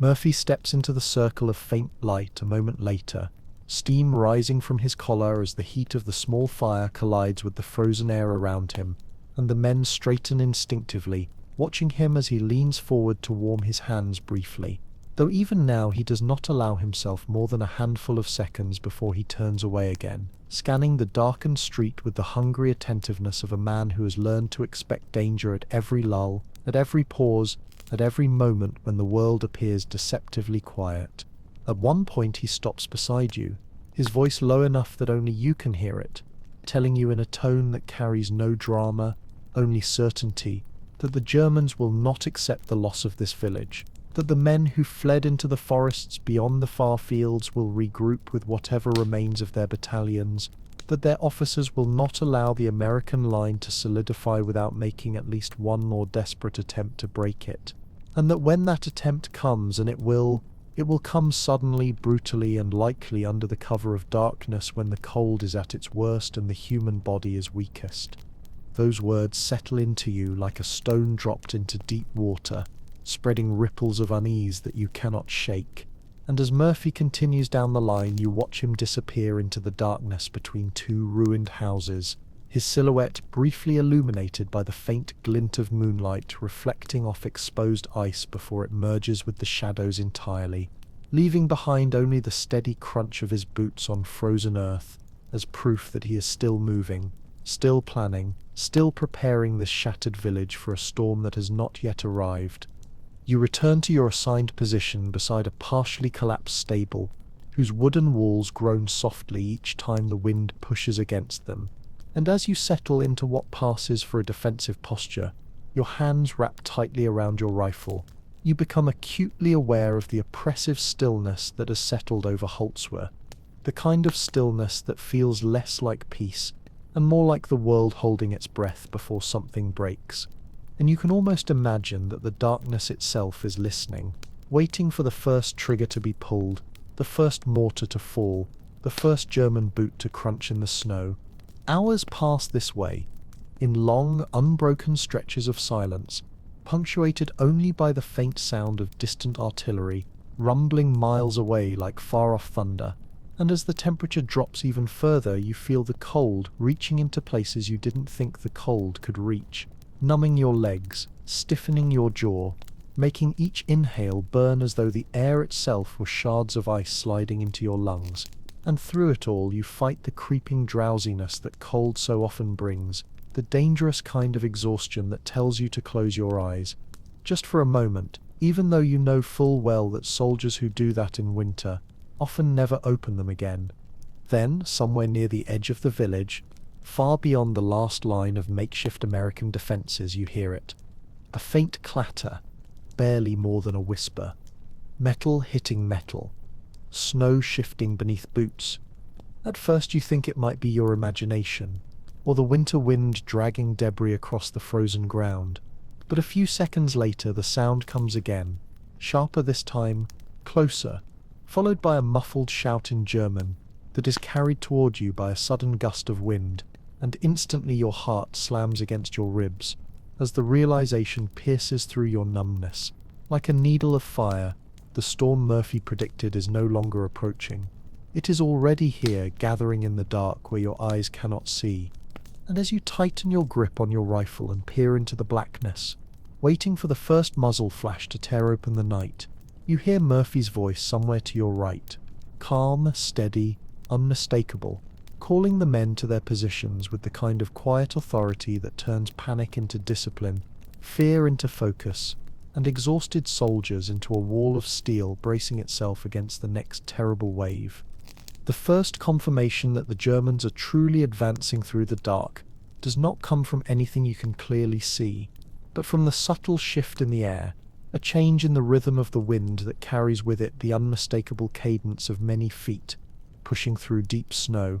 a muffled, rhythmic crunching that grows steadily louder until it forms a low, trembling undertone beneath the stillness of the night.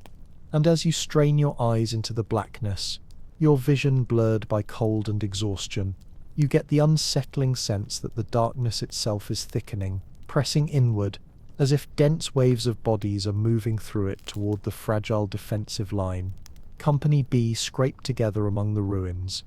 Every man who hears the approaching noise freezes instinctively, their breath suspended in thin white clouds, their fingers tightening around rifles and machine gun grips. And for a long, nerve-wracking moment, there is no shouted order, no exchange of hurried whispers, no final preparation, just the eerie, suspended silence of soldiers bracing for impact, their hearts thrumming like taut wires ready to snap as they listen to the enemy, draw nearer with the slow, relentless inevitability of a winter avalanche descending from the mountains.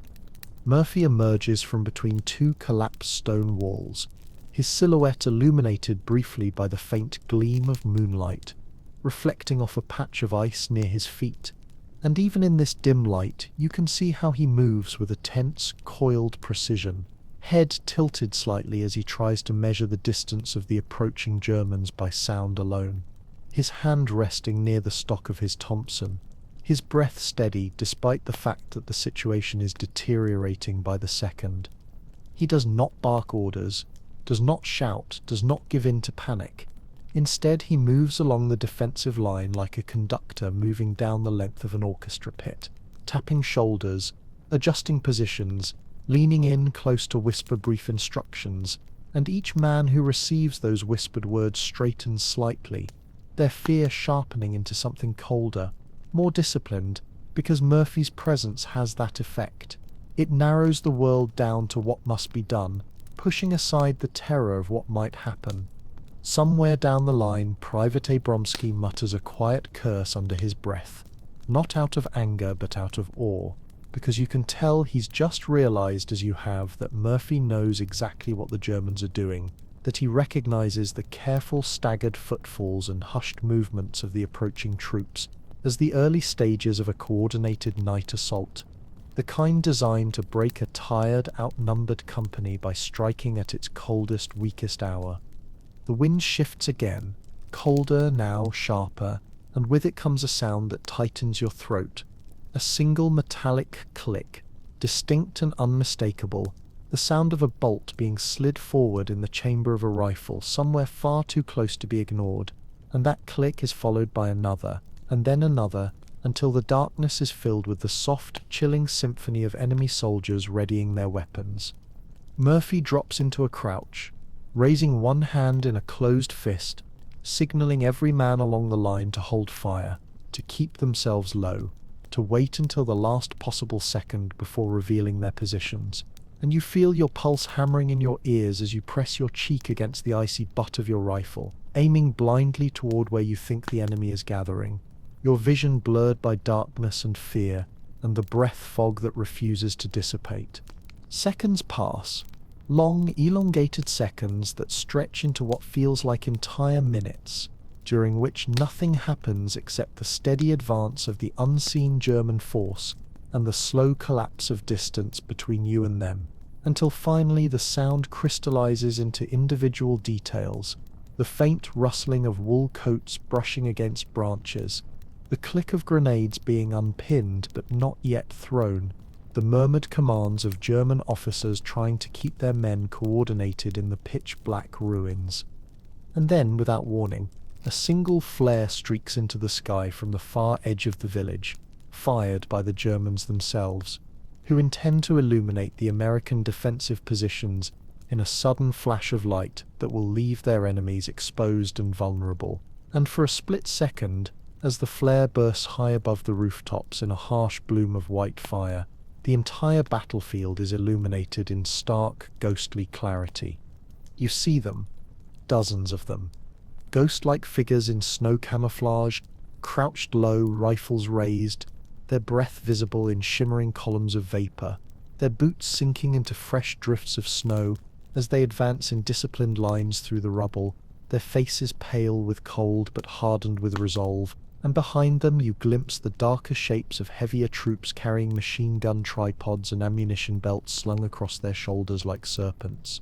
The flare light flickers across Murphy's face, revealing the brief narrowing of his eyes as he takes in the scale of the force arrayed against them. And then he does something that seems impossible in such a moment. He stands up slightly, just enough to be seen by his own men but not by the Germans lost in the burst of sudden brightness. And with a low, firm voice he delivers the only order that could break the paralysis gripping the line. Fire. The night explodes. Rifles crack in rapid, furious succession, muzzle flashes bursting from behind every shattered wall and overturned wagon. Machine guns roar in sustained bursts that send long lines of tracers streaking through the darkness like molten threads of copper, and grenades arc through the air with soft thumps before erupting amid the German ranks in fountains of snow, smoke and shrapnel that tear through the first wave of attackers with devastating force.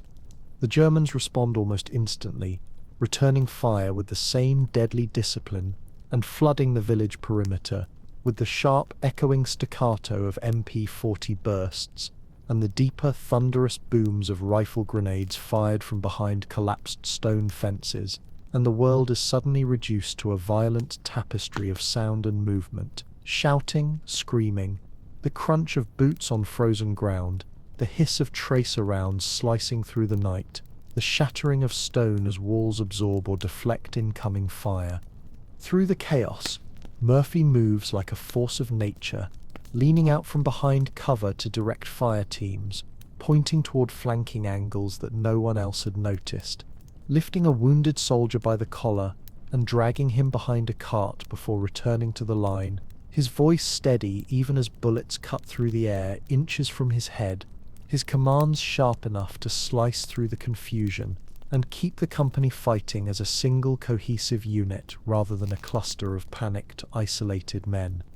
The Germans push harder, faster, trying to overwhelm the Americans through sheer momentum and proximity, and for a moment the line buckles, slipping backward under the pressure, as one squad is forced to retreat behind a collapsed doorway. But Murphy is already there, firing short bursts from his Thompson at the advancing shapes, shouting for the men to hold, to anchor themselves, to give no ground. And somehow they do. Somehow they find the strength to root themselves in the frozen earth and fire back with a fury that forces the Germans to slow, hesitate, crouch in the snow, caught between unshakable determination and the brutal reality of American bullets ripping down the street. And amid the fire and the smoke and the terrible noise of war erupting in the dead of night, one clear, cold truth emerges in your mind with the force of revelation. The Germans are not fighting Company B. They are fighting Murphy. All of Company B merely stands where he stands. If he does not fall, neither will they. The firefight intensifies with such ferocity that the ruined houses around you seem to vibrate beneath the pressure waves of constant gunfire, each burst from a machine gun sending tremors through the frozen ground. each explosion from a rifle grenade flinging shards of brick and wood into the air, like splintered shrapnel, and as the white flare finally flickers out and plunges Holtzwer back into near-total darkness, the sudden loss of light sends a ripple of disorientation through the American positions, creating brief pockets of chaos that the Germans exploit with terrifying precision, pushing forward in tight, aggressive formations that close distance far faster than anyone expected. You can hear the shifting tone of the battle instinctively. Hear how the Americans, though still firing, are beginning to tighten into themselves, their lines contracting, their breaths growing more frantic as the Germans push closer and closer, their silhouettes now just faint ghosts, weaving between the broken shadows of walls and collapsed carts, and even though no one says it aloud, you can feel the cold realization spreading through the men like a wound. The line is about to collapse. A machine gun team to your left is overrun by a sudden rush of German soldiers who appear out of the darkness with bayonets fixed, their boots churning up snow as they surge forward with the desperate energy of troops, who know they must either break through now or die where they stand. You see one of the Americans tackled into the snow, his scream cut off abruptly as steel meets flesh, and his assistant gunner retreats in a stumbling, gasping panic toward the nearest doorway, firing blindly over his shoulder as the Germans surge past the fallen gun. Another squad to your right is forced to fall back when a mortar shell explodes directly in front of their barricade, the blast sending 2 men flying backward and ripping away the last remaining planks that had shielded them from the incoming fire, and their retreat exposes a gap so wide that if the Germans exploit it, as they surely will, the entire American position will fold in on itself, leaving no choice but full withdrawal into the forest where the cold alone might kill as many men as enemy bullets. Murphy sees all of this at once, takes it in with one sweeping, agonizing glance as he crouches behind a pile of shattered beams, the muzzle of his Thompson glowing faint orange from overheating, and in that split second, even before he moves, you already know what he is about to do, because you have seen him do it before, on the burning tank destroyer, on the frozen field east of Holtzwer, and in every battle where his men came within a breath of annihilation.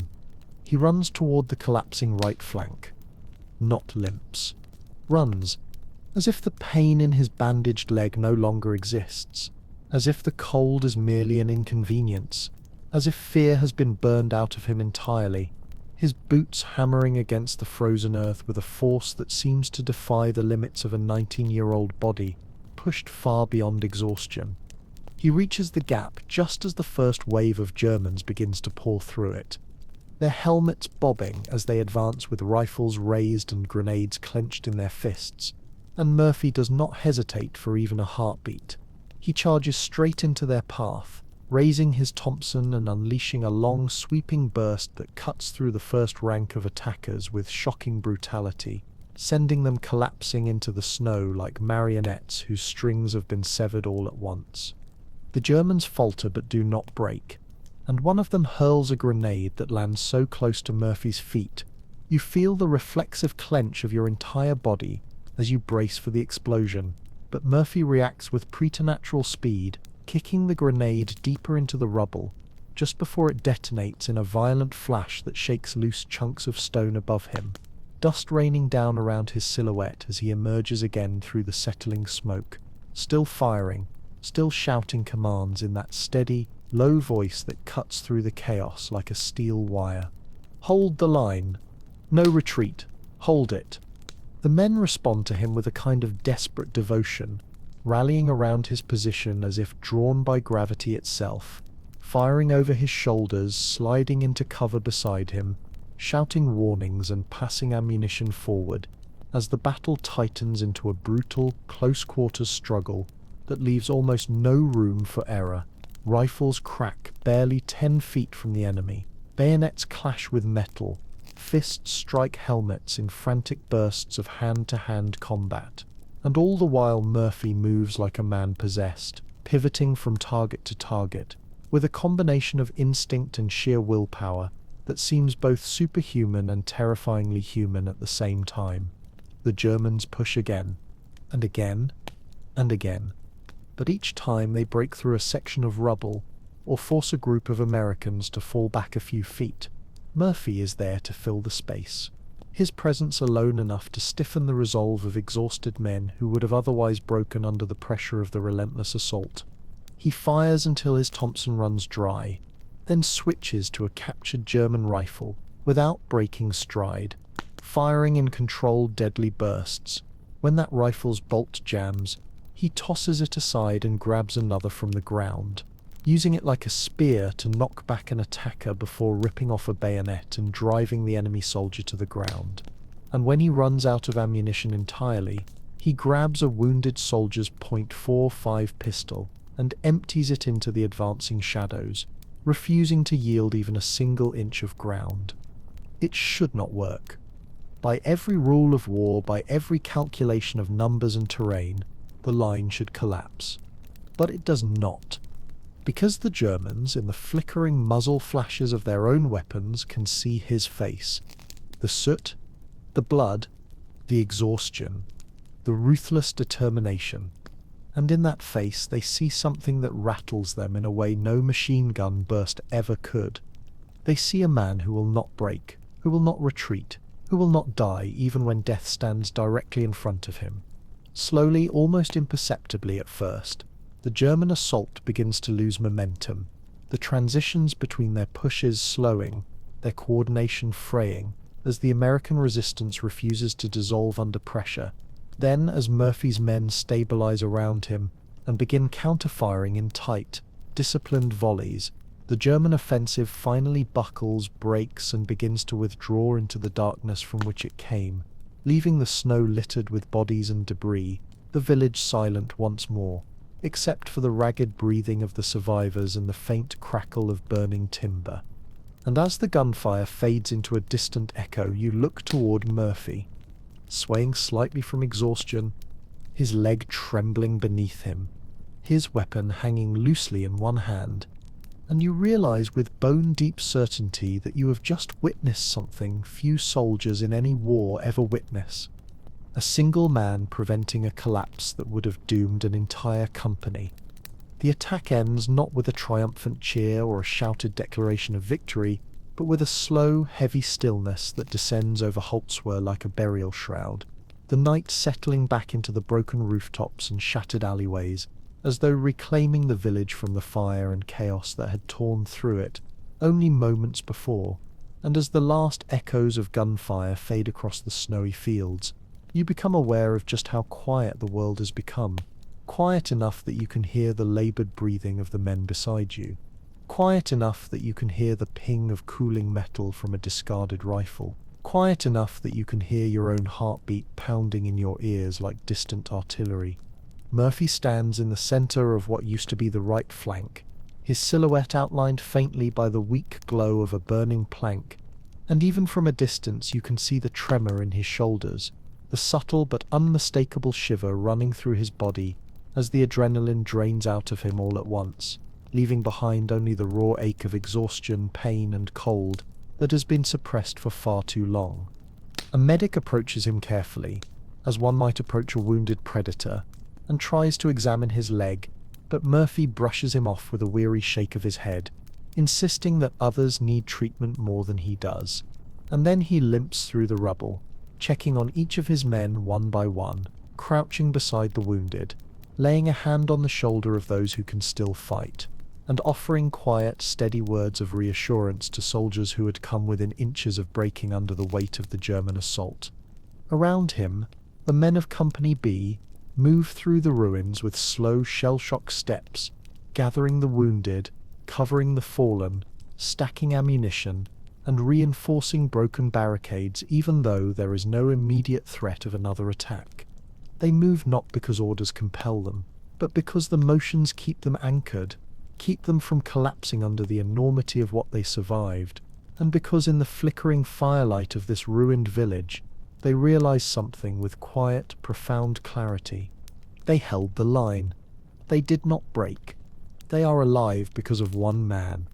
As the horizon begins to lighten with the first faint hints of dawn, a pale, icy blue that spreads slowly across the sky like the cautious return of hope, Word spreads through the ranks that the Germans have withdrawn fully beyond the tree line and are no longer attempting to retake Holzwer, that the night assault was their last desperate effort to shatter the American foothold, and that by failing to do so they have lost more than a village. They have lost the last realistic chance to hold the Colmar pocket. Murphy hears this news in silence. He stands alone for a long moment, looking down the road where the Germans had advanced, his breath curling gently into the cold air, his face unreadable beneath the layers of soot and fatigue, and you can almost see the weight settling onto his shoulders, the weight of the men lost, the weight of the impossible decisions he had been forced to make, the weight of a victory purchased with fear, blood, and the kind of courage that leaves permanent marks on the soul. A captain approaches to tell him that division headquarters wants his full report as soon as possible, that officers are already speaking in hushed tones about citations, that someone mentioned the words Medal of Honor, but Murphy only nods faintly, as though the meaning of those words has not yet penetrated the fog of exhaustion clouding his mind. And then he turns back toward his men once more, his first instinct not to seek glory or recognition, but to ensure every wounded soldier is accounted for. As the dawn strengthens, washing the ruins of Holzwer in cold light, you watch Murphy finally lower himself onto a broken beam near the church wall, his breath shaky, his leg trembling uncontrollably, and for the first time since you met him, he allows his shoulders to slump, his head to fall forward ever so slightly, revealing not weakness, not defeat, but the quiet truth of a man who has given everything he has, every step, every breath, every ounce of strength, to protect the men who trusted him. And as you stand there in the frozen morning air, watching the faint steam rise from the shattered ground, you understand that history will one day speak his name with reverence, that reporters and historians will describe this night in terms of strategy and heroism, but none of them will ever truly capture the sight of him sitting alone amid the ruins, the weight of survival pressing down on him like a second winter, and none of them will ever understand that the true miracle of Holzwer was not that the company survived, but that one 19-year-old boy refused to let it die.